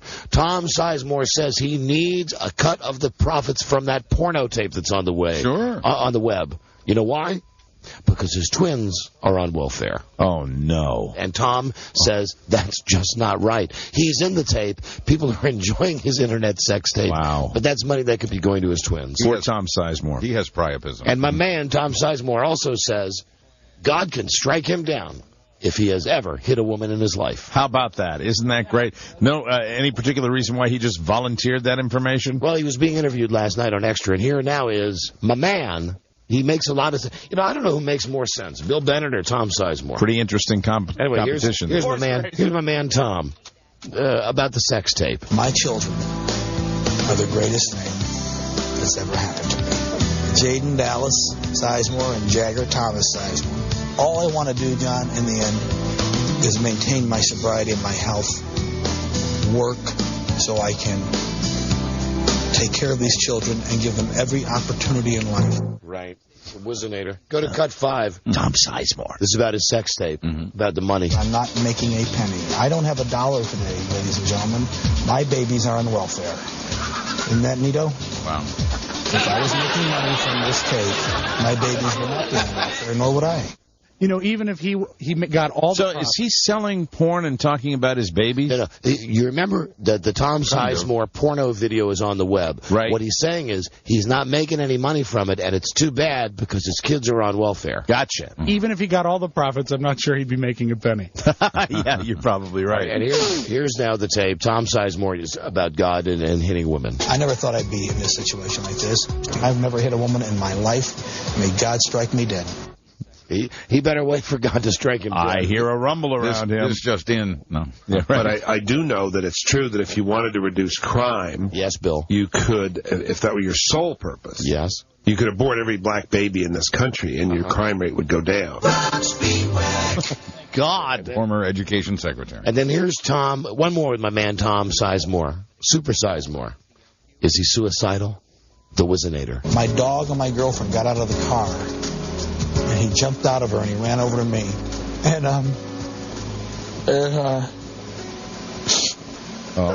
and I said, Jesse, I want to go to a rehab. Clouding up. For a long time. She said, thank the Lord. Great big fart. There you go, Tom there he Sizemore. Is. Tom Sizemore, fine actor. Super Sizemore. Okay, also, I wanted to mention this week, I didn't have time, they are like everything. Oh, Buzz, you're still on the website. Yeah, I love this picture of Joe. Oh, have you seen that now, Mike? That's an actual nice touch from the Dynamite Laboratories, based on yesterday's show with Joe talking about seeing a ghost. It says Joe Ardinger is the Bong Whisperer. Oh, dear. And it's Joe with a bong, and floating above him is Beth Ann McBride in her curlers as the ghost. That is just about the scariest picture I've ever seen on the website. I like it a lot. I find it erotic. Dallas, it was a great TV show. Like everything, they're turning it into a movie. Oh, well, God, stop it, Hollywood. Because they've run out of ideas. I hate that. Here now is the list, according to Variety, of guys who are in the running to play JR. Of course, guys are in the and that's right out of the PR studio too. Let me see: John Travolta, Mel Gibson, and Kevin Costner. Larry Hagman, hi Jeannie. Larry Hagman says he'd like Tommy Lee Jones, but he thinks Tommy Lee Jones is too old. For the role of Sue Ellen, number one choice is Catherine Zeta-Jones, but Demi Moore and J-Lo is interested. Yeah, J-Lo. That's right. I mean, I'm sorry. Listen, Sue Ellen's a wasp. Right. Right. Exactly. Okay. Yes. Then you have for Bobby Ewing. This is only two guys. Matthew McConaughey, of course. I think that's a good choice. And Owen Wilson. As for the role of Pam Ewing, remember she's Bobby's wife. Right. That's Charlene Tilton, right? Nope. That was Victoria Principal. Oh, okay. You have Stinky Drew Barrymore. Speaking Great big fart. Yeah, it's a good. I almost sound like the Greaseman. Yeah, how you doing, Jay? And Victoria Principal played it, and Reese Witherspoon. Okay, it's Drew Barrymore and Reese Witherspoon. And Juicy Lucy. And this is where it makes me think that this movie's going to happen. Of course, they're looking at either Lindsay Lohan, Mandy Moore, or Jessica Simpson. Of course. Let's make it. Big stars, crappy script. And, hello, America. And how about Miss Ellie? Miss Ellie? Martha Stewart. Jane Fonda. Well, Jane Fonda has found a niche. I finally saw that piece of junk that she did with J-Lo. So, Monster-in-Law. So she's perfect for this. My choice is, what's his name from the producers? Miss Ellie? Nathan Lane? Yes. He would, as Miss Ellie. He would be an outstanding Miss Ellie. Yeah. I was telling the guys during the break that, it's on the front page of the paper that The Odd Couple, it's those two guys, Nathan Lane and Matthew Broderick, killer manslaughter, who are starring in The Odd Couple. And I think Nathan Lane is incredibly talented, and he makes me laugh my ass off. I do not know if he will be believable as Oscar Madison. I think that he will be because he is so talented. I mean, he really is. I agree. I think he can pull it off. But he plays for the other team, and I keep thinking of the Birdcage. This is the problem, right? I think of the Birdcage and that scene when Robin Williams is trying to toughen him up. And he just he can't. He extends his pinky when he's drinking. Oh, mom, congrats. But Walter Matthau, he seemed straight when he played it. You know what? There's certain things though. I mean, really, the original Odd Couple, and then the TV Odd Couple. You got two absolute classics, and I don't know why but that's what everybody's doing now. They're doing it on Broadway, and they're doing it in Hollywood. Hello, Donaldo E. Miguel. Hello, Don and Mike Show. Yes. Don and Mike Show. Hello. Don and Mike. Yes. This is Phil from California calling. I'm an employee at San Quentin, and I'm telling you. You're telling us what? That Bill Bennett's statistics are absolutely right on. We have 48% in San Quentin are black. Great. I tell you what. How about you leave your phone number and your address for every brother that calls the show, and you can discuss it with them in person. How many are men? Absolutely not. I'm a guard at San Quentin, and I have a very, very high profile, and it'd be best if they not know me. Well, you've got a very high profile, and therefore you're calling a radio show? And to say that Bill Bennett was Bill Bennett was right. Bill Bennett was right that if you abort every black baby, the crime would go down. And Buzz just made a very and I'm not kidding now. It's a cold hard fact. Shut up for a second. How about this fact? Lay that one on him again, Buzz. If we aborted all men at birth, the crime rate would go down by 90%. That's true. Yeah, okay, so it's a good logic, huh? There you go. Thank you. Thanks for calling. Think about that. Now, that's a good one, Buzz. I've heard that inmates do have very bad things to say about guards. I wonder what. I can't imagine. Thanks for calling, Screw. One last thing. Why do you think they call them screws? Because they're funny. They're screwy. One last thing that I've been meaning to tell you about all week. You know, we have poured just an S-load of money into Afghanistan. It's another one of the many stands that we're helping out of Pakistan, Afghanistan. We help them all. Right. So, now that we've done all this stuff for Afghanistan. Has any money gone to Stan the Fan? I'm interested. Do you remember when we used to care, though, about Afghanistan? Yes, I remember that. Long time in a land far, far away. And I know you're wondering, what about your tax dollars that have gone to work in Afghanistan? Let's check in and see. Well, I checked in and saw. Okay. Things are great in Afghanistan. Good. They got the first ever shopping mall this week. Oh, fantastic. Well, that's what we were fighting for. They got the first ever escalator. The problem is people are rioting in Afghanistan because the escalator has scared them. Here is the quote. People are afraid of the escalator. They are amazed to see something moving by itself. Right. Nice to know we put all that money in Afghanistan. We gave them a nice mall. It's got a nice Sears anchor store. This is a creation of the devil. I think it's got a Kohl's on the other end of it. This is a creation of the devil. And there is a piece of video from inside what looks like could be any American mall that's got like 100 Afghanistan standing at the bottom of it. I'm not getting on it. Right, seriously, running out with their hands in the air. Jesus, we are going to. This is the devil. They're afraid of the escalator. Where do all the steps come from, and where do they go? But they are stacked 5 deep to go to Cinnafalafel. Cinnafalafel. Boy, I love the delicious frosting and the cinnamony flavor. Okay. That's great. That's all I had. Let's just end with one more message. I need a pretzel. I'm going to Auntie Alla's. From my man, Tom Super Sizemore. I never thought I'd be in this situation like this. I've never hit a woman in my life. May God strike me dead. There you go. Can you play the crying one? Yeah, go ahead. What is that, 8? Yeah. Where he returns home? Yeah. My dog and my girlfriend got out of the car, and he jumped out of her, and he ran over to me. And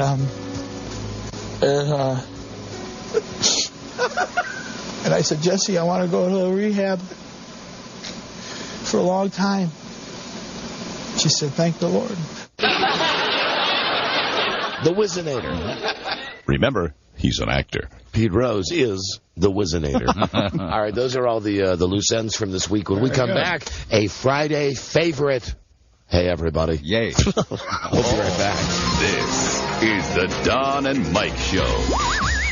The NFL today. Now, the IBM Power Poll. This picked by my guys here as always. Craig, Randy, Jerry, on this Eric, Mann, Bob, Bettina, our radio buddies, Don and Mike, everybody in on this one. The Don and Mike Show. On the other side of the fleshy fun bridge, you will find the Don and Mike Show. Now we're going to get to the Friday favorite. Don't have time to yell. Just, Joe, if you're listening in the other room, what a tool you are sometimes. The Rolling Stones are in concert Monday night. Joe's going. Yeah. So we just called back to the producer's room. Oh, here he is. Hi, Tool. If you want to pay me the $200 for the ticket, I'll do the gig. Hey, listen. But I got people to pick up. Come on, get out of here. I don't have time to yell at you. Get out of here. Goodbye. Microphone off. Goodbye. Hey, way out of line, guys. Hey, Jim. Hi, how you doing? Here's all the... Hey, Jimmy and Nantz with us. Hi, Don. This is the first... Understand you got a little in-house cleaning to do? Listen, here's the thing. Take care of your business. I'll be over here getting ready. I got to do a little prep. Got the big San Diego Chargers New England Patriots game to get ready for. Right. So I'll go over here and study some of my charts. I called back there and I said to Beth Ann, we should send Joe with the tape recorder before the Stones show. He could even leave the show early to go down and do some Q&A. Wow. I think I can help out here. And his response was, I'm not working. Oh, really? Let's take that literally. You really might not be working on Monday. Why don't we give LaDainian Tomlinson a microphone? We'll send him out. It'll be a nice tie-in to the NFL on CBS. Okay, we'll figure that out later with Joe. And Joe's porous attitude. Just know that that's been written down in red Sharpie. Joe's porous attitude. I know when our CBS producers get the big red Sharpies, we've got a whole world of trouble on our hands. So take note, Mr. Ardinger. And now let's open this up. Although it's already been burst open by Nancy. It's time for Don and Mike everybody the most powerful woman in TV sports. And you were just on the show last week. There you go, guys. How are you? Jim Nantz from the CBS NFL. Great to be with you. How are you? Don Geronimo over here. We got Rob Spiewak, Buzz Burbank, your producer, Beth Ann McBride in the back. Joe Ardinger, slacker attitude, but still doing his bit, picking up the phones and answering your calls back there. Jim Nantz here, really, really excited to be here. Very, very good time. Always a pleasure to be here, as long as you don't work too blue, on the Don and Mike Show. And, of course, as a great tie-in to CBS television with the CBS game. I'll be doing it with my good friend Phil Simms as we broadcast live 1 p.m. Eastern time on CBS, the San Diego Chargers and New England Patriots. Let's not forget that 48 hours, Saturdays at 10, with Troy Roberts and Aaron Moriarty. So, Jim, how are you guys? So, Jim, how's it going? Great to be here. Another weekend, another football weekend on CBS.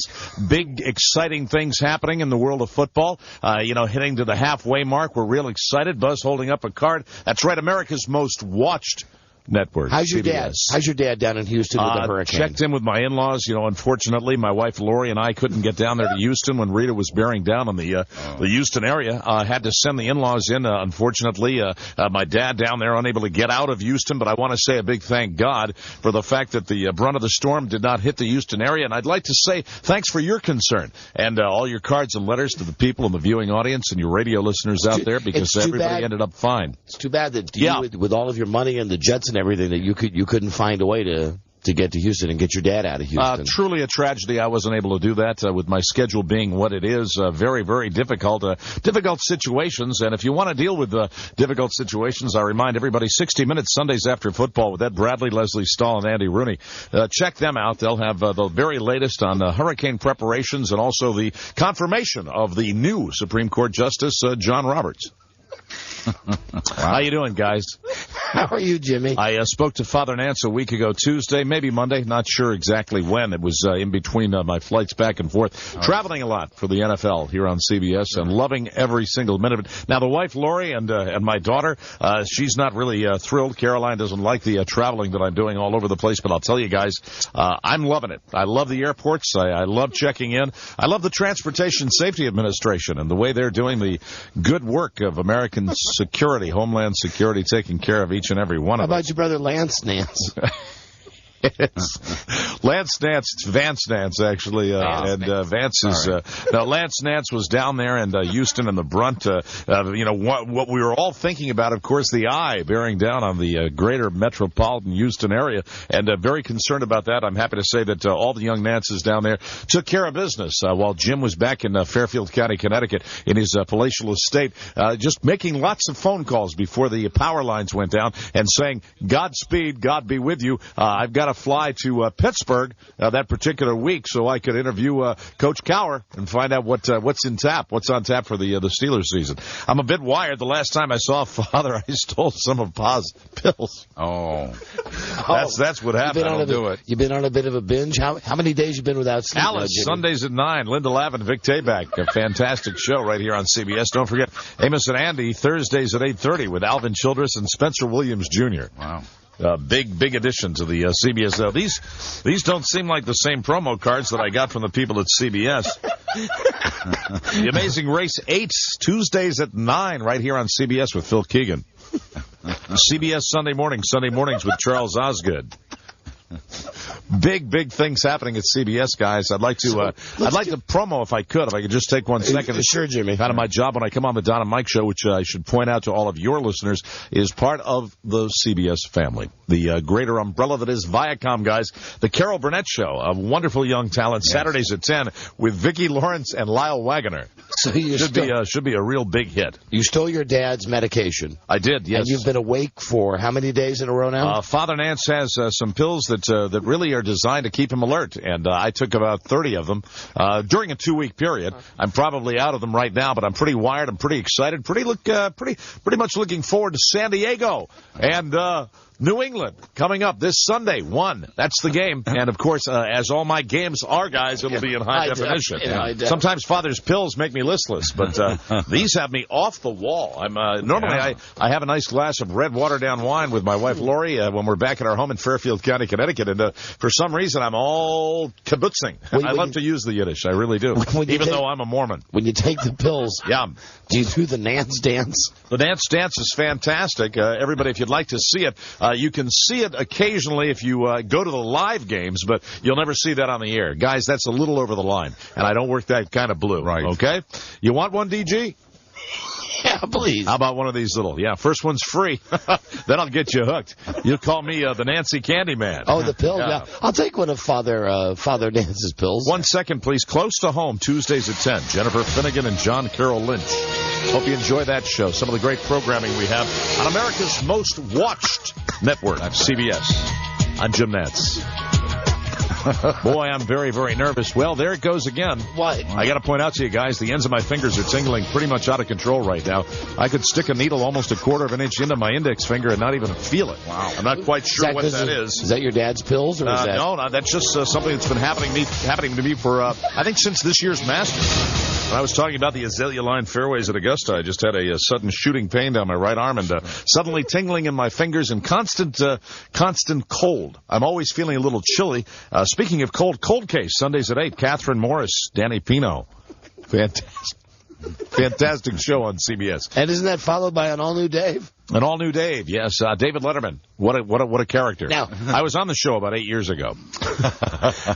Before our show today, when you were wandering the halls, I don't know who we were talking to. I know what it was. We were doing the joke thing. Yeah. And Jim stuck his head in here and said, hey, guys, what you just did was over the line. A little over the line, guys. And what I do is I look the other way, turn the radio down. I'd like to tell everybody about your show because I think you're good guys. You're well-meaning guys. I think you really have your hearts in the right place and have your heads on straight. But, like any broadcaster that works in your arena of comedy, there's shows that I wouldn't go to and I wouldn't take my wife Lori to, and this is like when you go into the area of you've been doing a lot of talk about well, I won't go into the details, but it has to do with your producer. Oh, Beth Ann and the Mirrors. Yeah, that's just not my cup of tea, guys. Whatever the lady does in her own home is her business, and I'd like to keep it off the airways. Jim? Yeah, Gala in Houston, February 2004. I think that's the last time I do it. I'd actually had 3 glasses of my wine, and what I do is pour a little water bottled into my glass of wine, half and half, sprinkle a little equal or sugar packet, and it tastes nice and sweet. Just like I had it when I was a boy, when I was baby Nantz. Lots of fun. You watered down your wine. I think getting inebriated is criminal. I really do. And Criminal Minds. What about coming up Wednesdays at 9, Mandy Patinkin and Thomas Gibson right here on CBS, America's most watched network. What about if you're on your deck after a long weekend? Don't you chill out with a nice mixed drink or a cocktail, maybe a beer? No, what I normally do is I like to sit out and look at the fireflies, especially during the season with my wife Lori. And, of course, occasionally, if I'm out there by myself, I'll have a nice Pepsi and think about Bonnie Bernstein. That's about it. I like an occasional Buckler beer or an O'Doul's. I know that now, guys, you're laughing, and I know you're going to get the wrong idea. You're going to say Nantz has a problem with alcohol.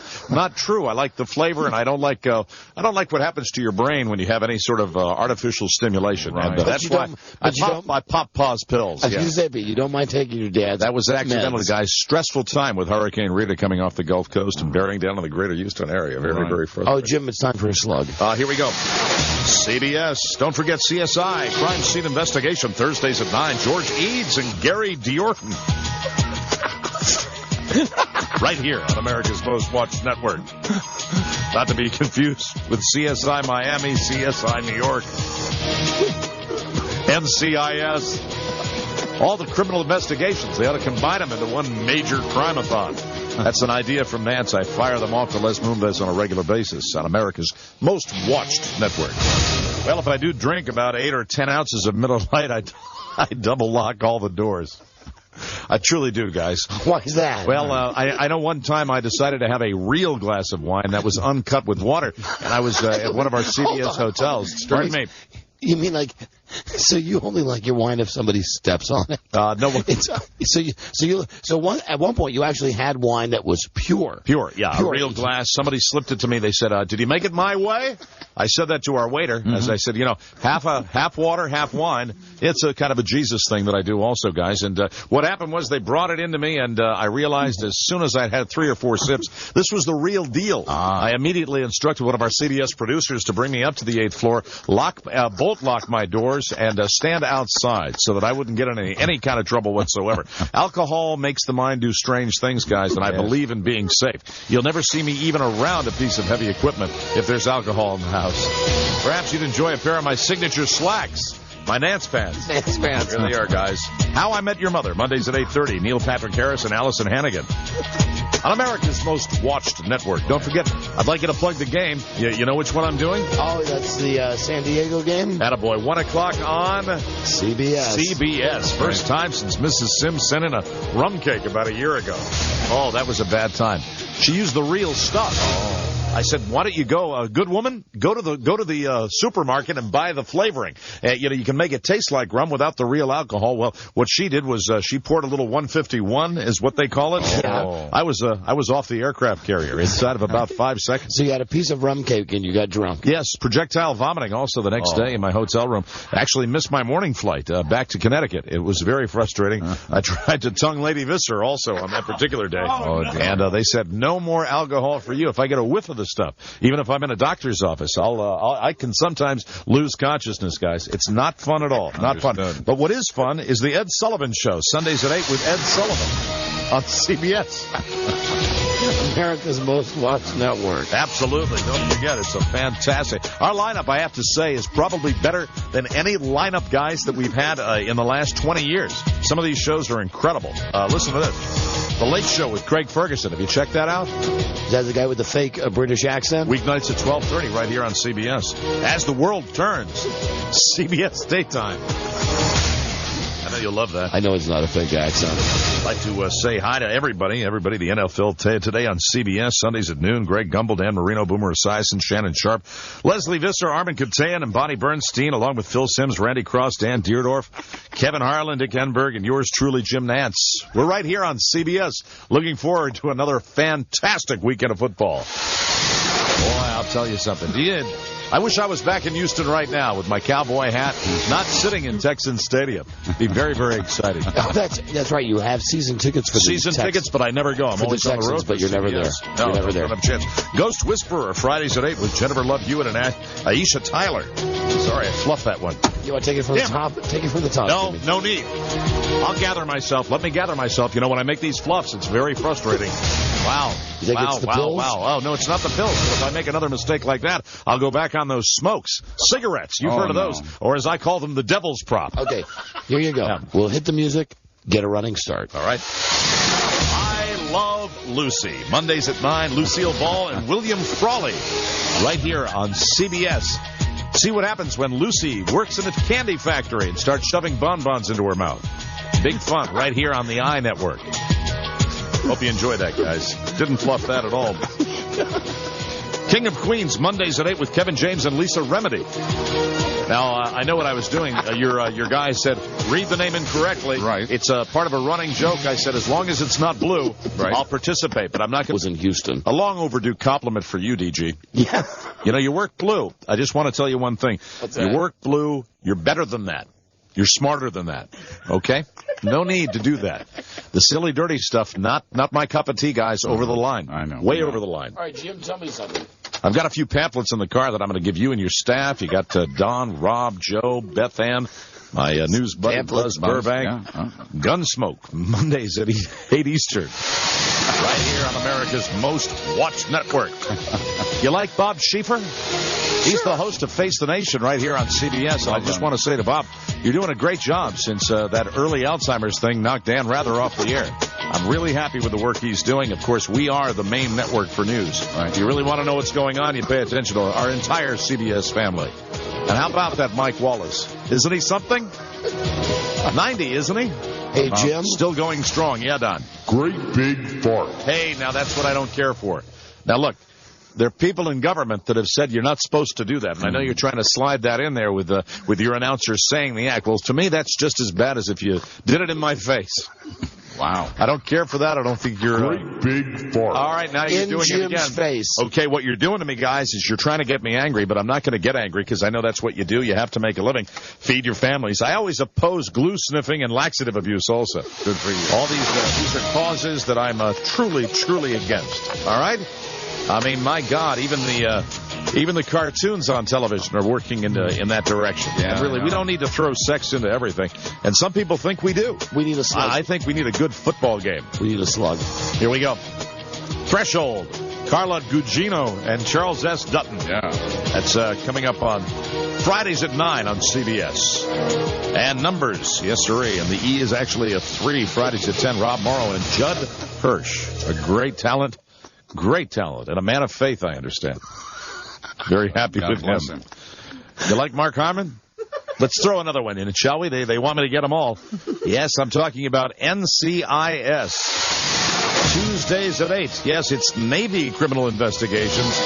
Mark Harmon, right here on America's Most Watched Network. I was about to come over with some Halloween. We're going to have our big Nantz Halloween do. Oh, good. Non-alcoholic beer, grape juice, apple juice, any fruit juice you want. Should be fantastic.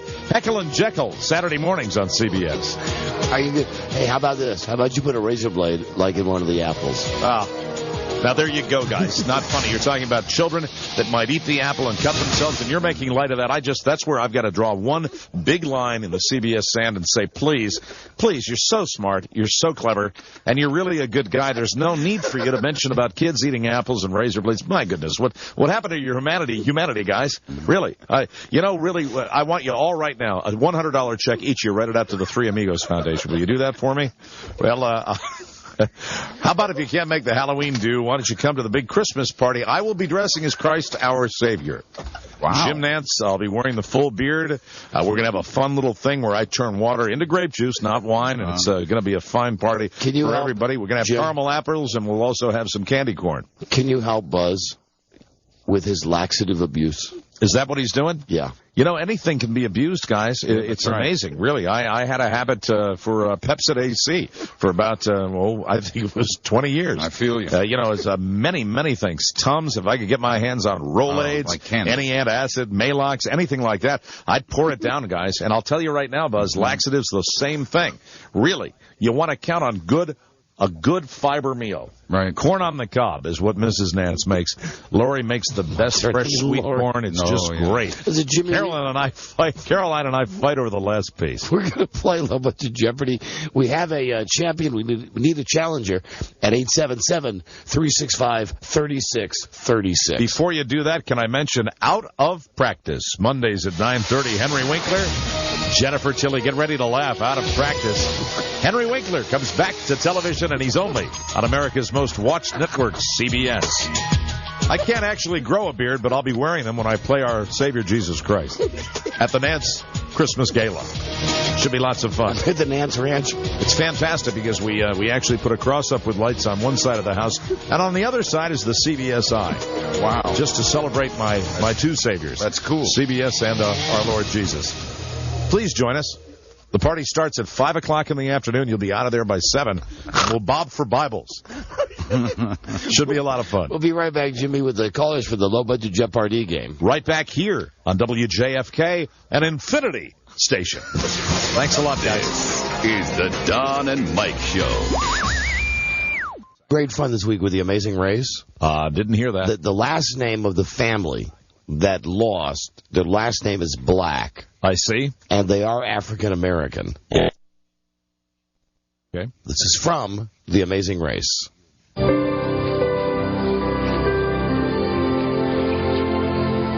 Black family?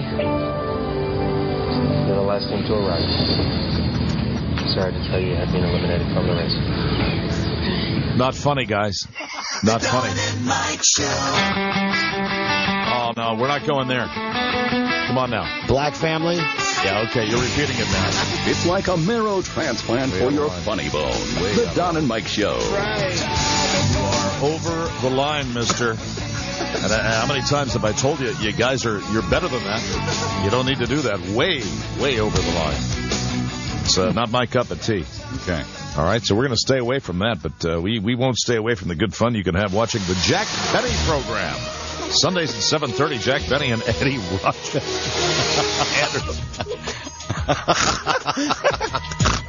Right here on America's Most Watched Network. CBS. CBS. Jimmy, let's... Great to be back. Let's going to play your little game now? Let's play some low-budget Jeopardy, Jim. This is low-budget Jeopardy, guys. Let's bring in our challenger right all the way from beautiful Coeur d'Alene, Iowa. A wonderful place to be a student. Let's say hi to Nick Dreckman, 22-year-old. Hello, Nick. Mr. Nantz, LQ, how you doing? Nick, not at night. Hi, Nick. And now entering the studio, our returning champion. This fella's got $37 in the kitty. He works in corrections as a probation officer from Bakersfield. Please welcome back Todd Elliott to CBS. Hey, Todd. Hey, LQ and Jimmy. Hey, Todd, being a returning low-budget Jeopardy champion, how has it changed your life? Oh, it's unbelievable, Jim. I can't even speak. That's good that you can't speak. I certainly can. Promoting the wonderful lineup we have here on CBS, but now let's bring in the host of Low Budget Jeopardy. I'd like to lay down a few ground rules before we get rolling here. For Nick and Todd Elliott, I'd like to say don't screw with LQ. Yes. Right now, let's put our hands together and welcome the host of the program. He's known as Alex Trebek Geronimo, and he's right here in the Infinity Broadcasting Main Street studios outside of Washington, D.C. Thank you, Jim. I'm glad you didn't screw that up or you would have pulled a boner. Now see... Over the line, guys. I know what you're doing. You're going to go right into that area that I don't like to go to. Let's just have some good, clean fun playing your little word game.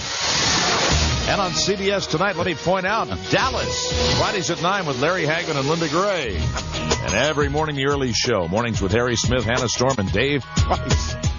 On CBS? Right here on CBS. Yes. Guys, here are your categories. For low-budget Jeopardy, we have 3 of them for you today. All right. Hope they both survive. Here we go. The categories are NFL's best and worst. Survivor Guatemala, I'm talking about. Superstition or Survivor, when's that on? Oh, Survivor Guatemala, Thursdays at 8 with Jeff Probst. Yeah. A wonderful guy right here on CBS. Catch all the great action as each contestant gets eliminated from the island on CBS. Here's your categories, guys. Right after One Day at a Time with Bonnie Franklin and Pat Harrington. Your categories are NFL best and worst. The NFL. I love it. Superstition or not. Not superstitious, guys. Not in my program. And best week ever. Best week ever. Here we go. Let's get rolling right here on CBS. Nick, pick one. NFL best and worst for 1. Here we go. This team is tied with New England for the best record in the AFC East. Philadelphia? Oh, and that what was is Philadelphia? Hey, hold on a second. Homo. That was not even in the form of a question. You got the homo because it's the wrong conference. Yeah. Not the form of a question. But the door's open, guys. Todd Elliott in Bakersfield, California. Let's see what our probation officer can do. Who is Indianapolis?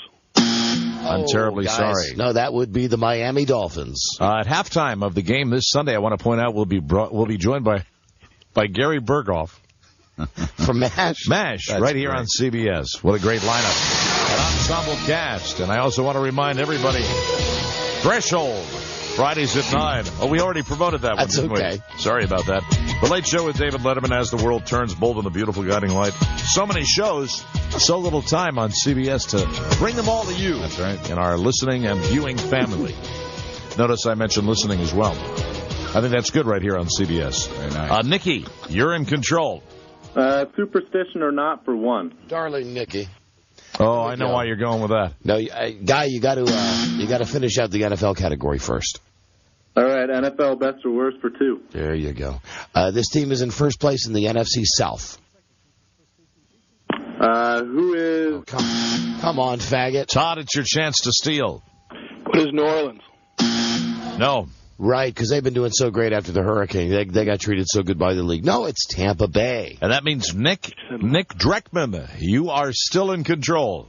NFL best and worst for 3. Name 2 of the 3 teams that have not won a game. These are 2 of the 3 teams that have not won a game yet. Who is... What? I don't know. Todd, your chance to steal. That's the winning attitude.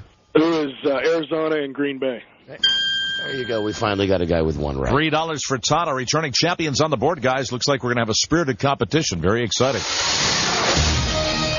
And that answer was our Judging Amy play of the game. Judging Amy Wednesdays with Amy Brenneman right here on America's most watched network, CBS, brought to you by O'Doul's. Todd, you're in control. Select again, please. Todd. I'll take best week ever for one. Okay, best week ever. These two crazy kids got married this week. Nick, your chance to steal. Who is Ashton Kutcher and Demi Moore? There you go. $1, you're on the board and rolling, Nick. You will be going to final low-budget Jeopardy. Let's try another one. Best week ever for two. They filed for an annulment for their marriage. Who is... I don't know. Todd, your chance to steal. Why do you continually say you don't know, Mr. Spicoli? Let me write it down on the board for everybody. I don't know. I like that. Todd, your chance to steal. Who's Kenny Chesney and his bimbo wife? No. You had to have her name. It would be Renee Zellweger. And we're continuing with the game. That category was carried in 1080 high def with a 5.1 sound. A Dolby.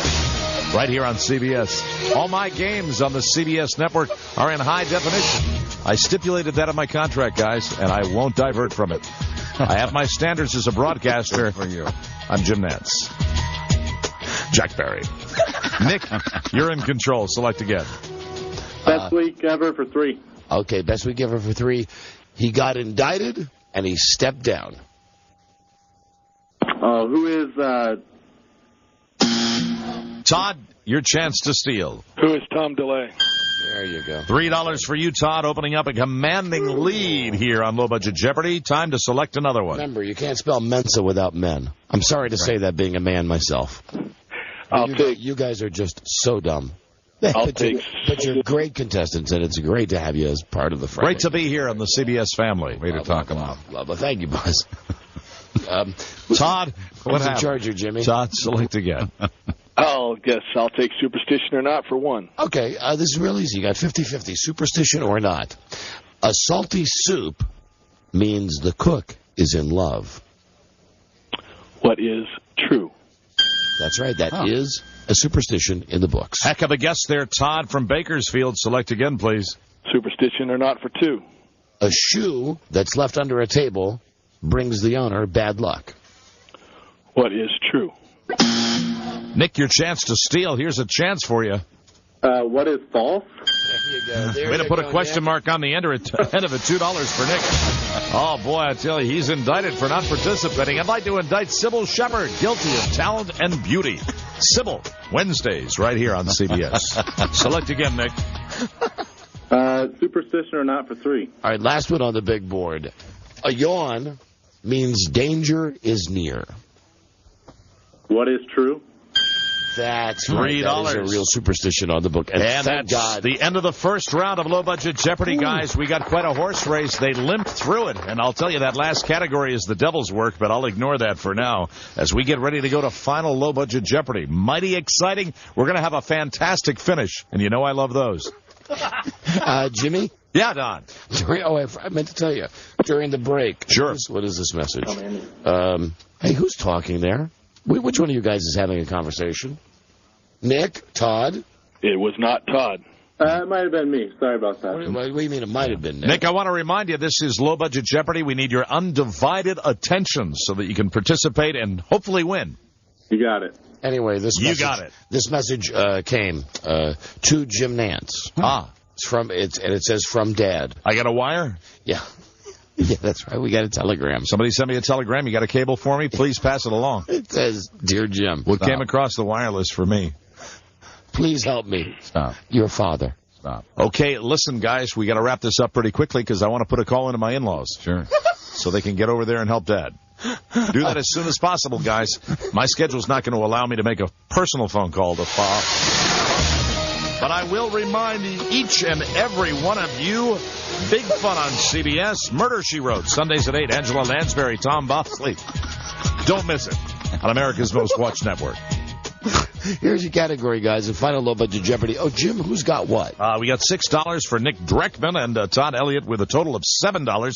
Just a little bit ahead. We're still going to have a fabulous photo finish. All right, guys, here we go. Your category would be impossible for you to get. So let's play the game anyway. It's about the category is actually spy. What the hell was that? Hello, Nick? Yeah. What was that? That was my annoying little dog. You have an annoying little doggy in Coeur d'Alene, Iowa. Why don't you give that dog a nice 4x4 square of rat poison? Wouldn't that be exciting, guys? We'd actually have that live on the air. One of our wonderful reality programs here on CBS. Here you go. Category spiders and snakes, even though it has nothing to do with spiders. This is the only continent without reptiles or snakes. Okay? Put on your big brain hats, guys. This is the only continent without reptiles or snakes. Need you to answer in the form of a question, and good luck. And good luck. Oh, there you go. Thanks, guys. All contestants on Low Budget Jeopardy will receive an all-expense-paid vacation to the Nantz Ranch. That's right, guys, just outside of Provo, Utah. The Nantz Ranch provides guests with a religious retreat and a dude ranch for non-stop fun and fulfillment. Your day starts with a prayer breakfast, followed by CBS Cattle Drive, our non-alcoholic hoedown, and sunset campfire hymn sing-along. The Nantz Ranch will cleanse your soul. Affiliated with the Utah Chamber of Commerce. Now back to Final Low Budget Jeopardy with Alex Trebek-Geronimo. All right, Jimmy, here we go. You know, I accidentally hung up on the dumber of the two. Nick? No, the other one. Todd Elliott, our returning champion? Yeah. Would that give me a chance for another CBS plug here? It would. Joe's getting me back on the phone. I love the great Lloyd Bridges. I know you do, too, and you will after looking at Sea Hunt. Thursday nights with Lloyd Bridges right here on CBS.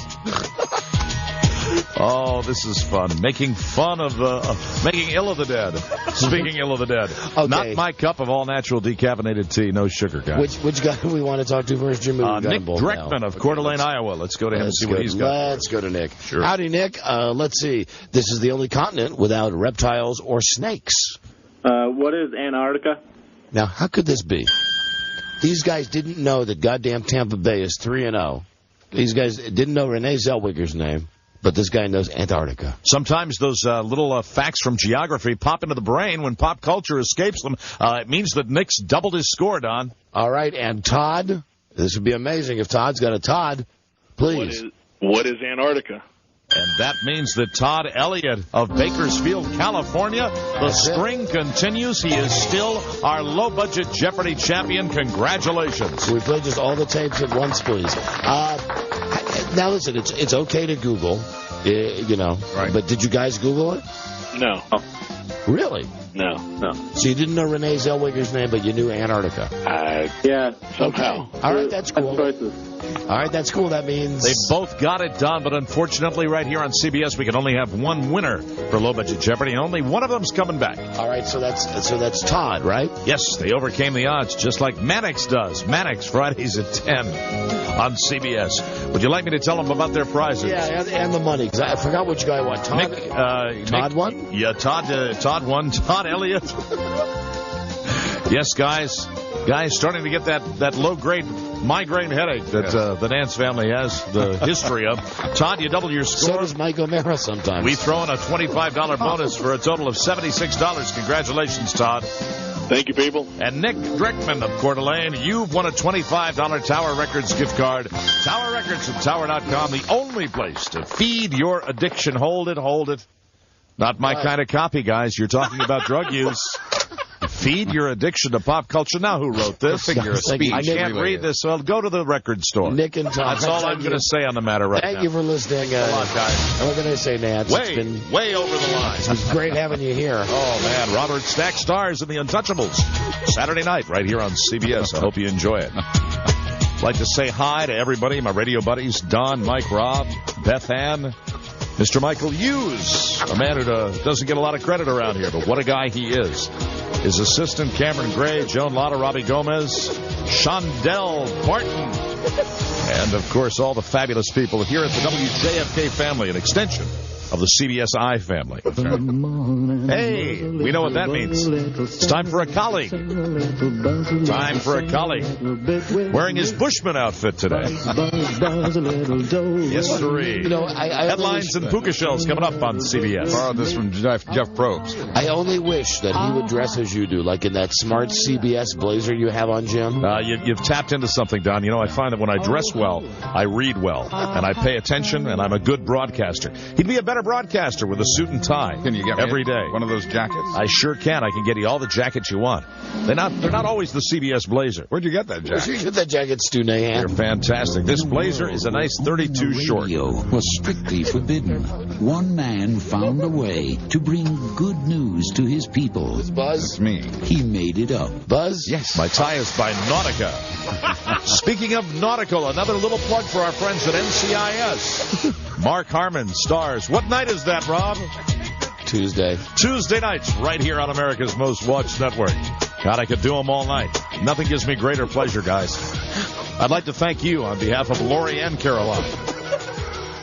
Buzz, what's your lead story on the news and comments tonight? Tonight, some Republicans revealed their thoughts on black people.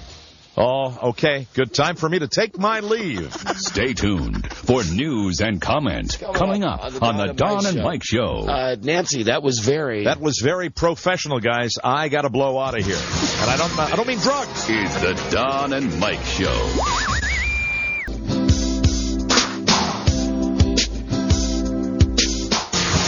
This is the Don and Mike Show. What's the word from Planet Crackpot? The Don and Mike Show. Coming up, handsome man recaps news in pleasing baritone. Stay tuned for this and more. Right. How's it? The Don and Mike Show. Thank you, Dude Walker. And little Elvis Costello here, the other Elvis, the other white meat. And now, unlike yesterday when we were strapped for time, here is Buzz with news and comments. Hi, Buzz. Hi, Don and Mike. Hi there. 3 separate news stories today seem to reveal the views of some prominent Republicans about black Americans. George Bush doesn't care about black people. On his syndicated radio show yesterday, former Secretary of Education Bill Bennett said, quote, "You could abort every black baby in this country and your crime rate would go down." Oh, here he is. But I do know that it's true that if you wanted to reduce crime, you could, if that were your sole purpose, you could abort every black baby in this country and your crime rate would go down. He did go on to say that would be impossible, ridiculous, and morally reprehensible, but your crime rate would go down, end quote. He bases this on government statistics on the incarceration rate of each racial group. We heard from a warden or at least a prison guard earlier in the show today. In other words, black family? Buzz? Yes. You're the last thing to arrive. Black family? You simply get chills every time you see these poor individuals. As Jack Cafferty just pointed out so tragically, so many of these people, almost all of them that we see, are so poor and they are so black. Wolf, thank you, Wolf. Amazing. What's happening? Now, in other words, not the number of people who broke the law when we refer to these incarceration statistics, but the number of people who got caught and punished. And the numbers don't break down incarceration by age, income, education, or sex. Bennett could have just as easily said that if we aborted all boys, our crime rate would go down by 90%, and it would. But, of course, that would be impossible, ridiculous, and morally reprehensible. Also today, there are Republicans dreaming of a whiter New Orleans. Louisiana Senator Craig Romero would like to run for Congress in a district now represented by a Democrat, and he thinks he can steal that district away for his Republican Party if the election comes before the black people come back. Did you say Romero? I did. I'm Cesar Romero, and the Craftmatic Adjustable Bed Batman. This is his nephew, Craig Romero. Keep the blacks out of New Orleans, you crazy man. That's my Adam West. Thank you. I never met a girl like you before. Miranda. Senator Romero even handed out a pie chart to illustrate this point about winning back that district when he came to Washington last month, supposedly to get relief for hurricane victims. Keep your fingers crossed, Senator Romero. It'd be great news for the GOP since Louisiana was already teetering toward becoming a red state. if the black people come back, they might bring some of that great music and food back with them. Not to mention their voter ID cards. God, amazing. It's against the code of heroes. Now, thank you, Adam. Some Republicans seem to be dreaming of a whiter New Orleans, even if they're black Republicans. A member of the president's cabinet, Housing Secretary Alphonso Jackson, predicted this week that New Orleans will never again be a city with a black majority. You mean there's more? He thinks blacks will migrate out of harm's way, as many did after the Mississippi floods of 1927. But in 1927, blacks also saw the flood as an opportunity to move off the farm and to head north for better jobs. Secretary Jackson's comments have prompted other black leaders to say harsh things about the secretary and to think even harsher things, especially since Jackson has also told New Orleans mayor not to rebuild the most flood-prone part of the city, which is where most of New Orleans' black citizens lived. I'm dreaming of a white New Orleans. You're not alone. Without Popeye's chicken everywhere. 11%. We'll have no watermelons or fried chicken. It'll just be whitey everywhere and everywhere and everywhere. How are these people getting away with this? George Bush doesn't care about black people. That's how they're getting away with it.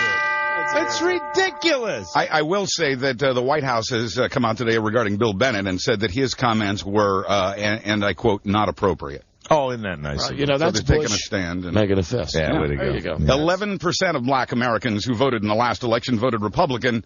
Maybe that'll change. During the evacuation... Yeah, hold on a second. What's up with that?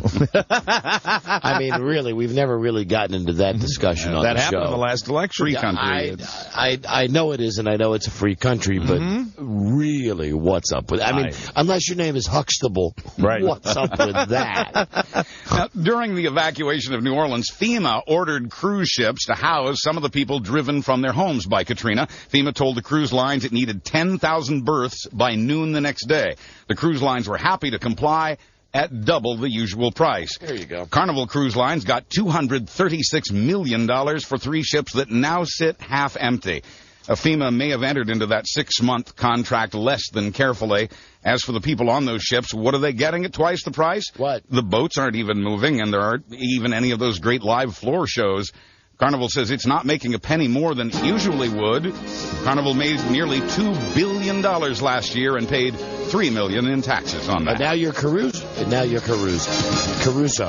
CBS. Now your cruise director, yes, Mike Brown. I don't think that I'm clueless. I think I know exactly what I've been doing. Wow.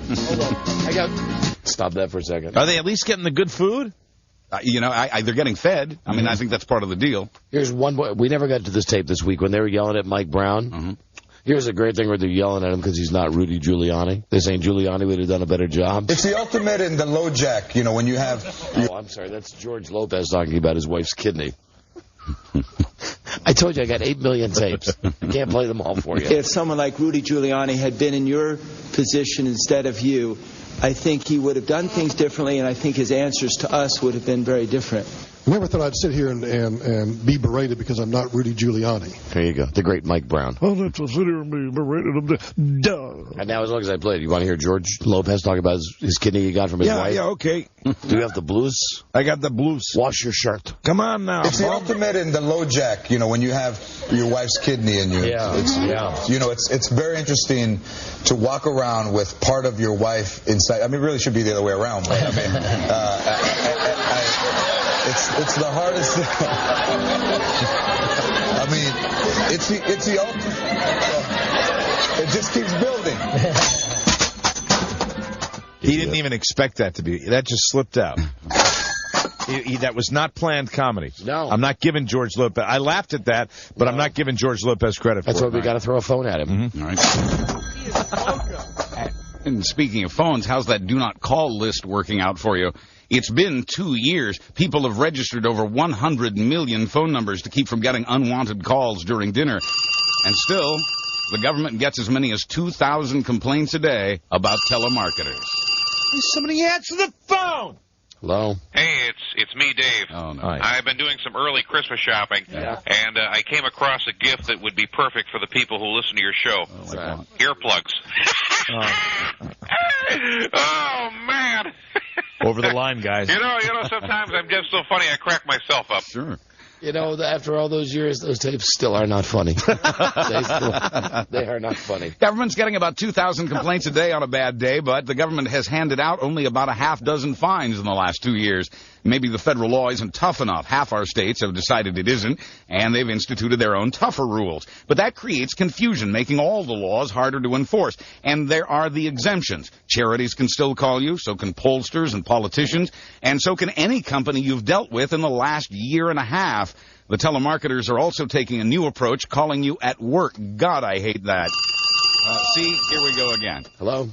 Rob, this is Lee and Gene. Would you and your two buddies from the Crybaby Hall of Fame please destroy my phone number? Not interested. I'm kind of serious about this. Do not call.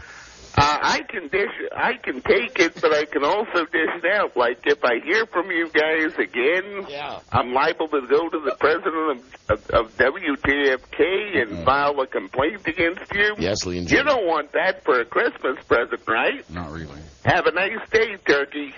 Great big fart. 51% of people on the do not call list say they are still getting bothersome calls. We know this thanks to a telephone survey. Oh, bother. I'm putting Joe on my do not call list. Oh, God. Yeah, I forgot. I had almost forgotten that. Yeah, we're going to yell at Joe on Monday. Oh, no. You understand that he's going to the Stones concert Monday night, right. And all I did was ask him to bring a tape recorder. Said he could even cut out from the show early. Just go and do some, where we write dumb questions for him. Right, the man. And he came in during the commercials and said, seriously, I'm not working. I'm going there for a job. If you want to pay me $200. Right. If I want to pay you $200 for one of your stellar features where you go out and can barely read the questions we've written. You stone cold idiot. Is that a wrestler's name? Stone cold idiot. Stone cold idiot. Of all the places Joe wants to kick his heels in, that's where it is. It's like, come on, dude, take a tape recorder, take 30 minutes, even leave the show 30 minutes early. Just tape some of your fellow Stones fans. Do it before the show. Well, that's what I'm saying. Get wasted and do it before the show. I'm even saying he could leave our show. When I said leave the show early, I meant leave our show. Oh, okay. Leave our show early to get down to the Stones, to tape the Stones fans. And knock a few back. But no, it'll all be 5. Yeah, 5. More than 6, not less than 12. If you want to pay me $200, I will. I was sitting here when he said it. This is Ardinger here. I'm not working. This is Ardinger. I'll do it for $200. He's not working. Why would today be Monday be any other? Oh, goddamn! Where's the do not call list? Not working. Jesus, hello. Hello, Rob. This is Dick Van Patten. Housewives I get back 14 next minutes Saturday on night. Channel 4. So I see you'll be here Sunday, the 19th. I don't want to. Oh, no. I want to hear your phone sex messages from Dick Van Patten. No joke. $2.99 a minute. Hey, guys. Guys, over the line. Phone sex. CBS property, guys. Stop throwing the telephones, please. But these days, if a credit card company's calling, it may be because you haven't paid your bill. Credit card debt is out of control. The average family owes $7,000. Our savings accounts have actually shrunk to a record low. And now, past due credit card payments are at an all-time high. Nearly 5% of us now have accounts that are 30 days past due or more, and that record number is still growing. Higher gasoline prices get some of the blame. Our fuel bills are higher than they were, and we haven't yet adjusted our budgets, or perhaps our budgets just aren't adjustable. Quoting the head of the American Bankers Association, the last 2 quarters have not been pretty. When we come back, the Scopes monkey trial continued this week, and we'll have the latest. Thank you, Bob. This is the Don and Mike Show. I hate to interrupt.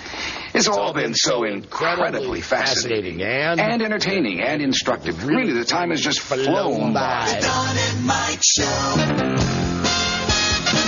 It's the home of Helen Lejos and her 14-karat gold corduroys. The Don and Mike Show. Yeah. Now here's Buzz. Hi, Don and Mike. Hi, Buzz. If you thought the Scopes monkey trial was over, you haven't peeked in on a Harrisburg, Pennsylvania courtroom. Their beliefs about the origin of man are being debated again. But this time there's a new player, the concept of intelligent design. The question before the court, should it be taught in public school science class? Intelligent design suggests that even if you accept the science of evolution, you have to admit somebody pretty smart thought of it. Somebody, of course, a code name for God. And many people fear intelligent design is a Trojan horse to sneak religion into public schools in a country whose constitution prohibits that. God is my favorite designer. Now, some of these There people, you go. And Amen. the wafer is my favorite designer drug. Oh, amen, amen. Well spoken. Brother Don. And all those nuns, they are designing women. Oh, I want to thank my buddy Friar Paul for sending me monk bread. Thank you. Now, some of the people objecting. True. Is it good? I haven't eaten it yet. Poison? Hey. You know the show that I like? Blasphemer. Friar Nip Tuck. Oh, that's a good show. Very good. Award-winning, really. Thank you. Some of the people objecting to the teaching of intelligent design, parents in Harrisburg, Pennsylvania, have filed a lawsuit to get intelligent design taken out of science class. Most scientists say they have no problem with people believing in God or intelligent design, but they're testifying in this Pennsylvania courtroom that it isn't science and therefore shouldn't be taught in science class. Quoting a professor who helped write a high school biology textbook, every scientific society that's taken a position on this has taken a position against intelligent design and in favor of evolution. Pennsylvania schools are teaching that intelligent design and evolution are both viable theories. The difference is, in science, a theory is something that can be tested. There's no way to test the theory of intelligent design. That's what makes evolution science. To suggest otherwise makes monkeys of us all.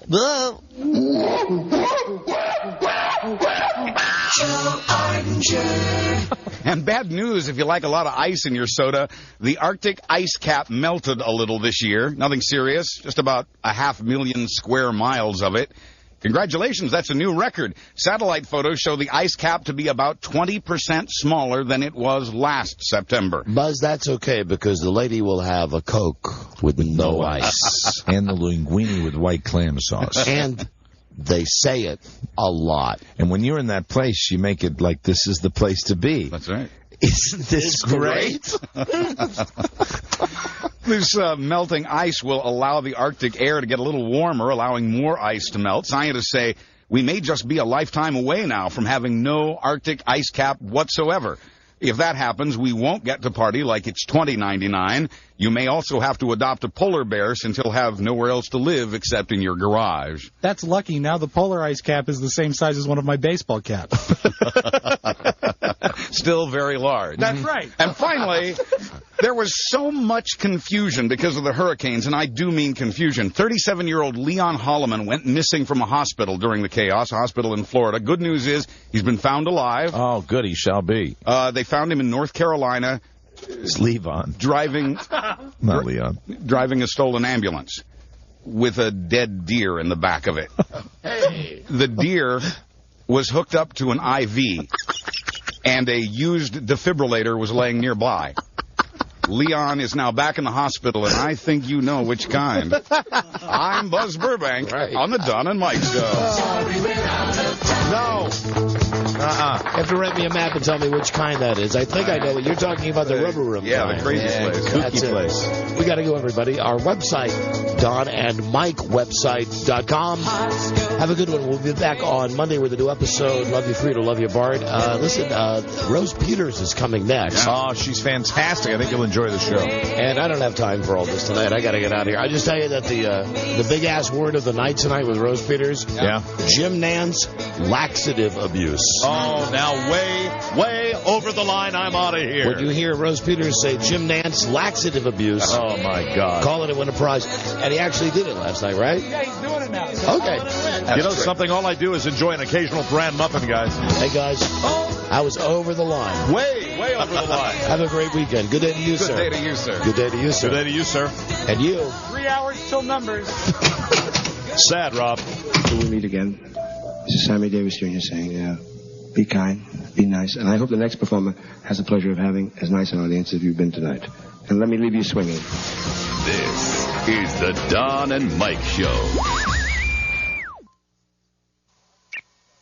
The internet is crucial to your business. Everybody knows this, but did you know Nidhogg is the company you should call for internet service? Nidhogg for web hosting, personal web page hosting for less, business web page hosting, and for those of you who understand this stuff, Nidhogg offers both Unix and NT server support. Nidhogg is the company you should call for dedicated internet access. You got to get online to check out your new website, right? hosted by Nidhogg, right? Well, do it with dedicated internet access the Nidhogg way. Nidhogg offers DSL for high-speed, low-cost, always-on access. Hey, if the company you're currently using just announced their financial woes and you're not sure if they're going to be there for you, switching to Nidhogg is the answer. DSL is great. It means no more dial-up. Oh, by the way, do you remember that thing called the telephone? Do you remember when people used phone lines to access the internet? Oh, I'm sorry, you still use dial-up? Well, Nidhogg does that too. Dial-up service for only $20 a month, without the pop-ups and advertisements that just bog down your system and drive you nuts. Local access telephone numbers and an optional static IP number and dedicated access. Okay, I don't understand it all either, but I do know that I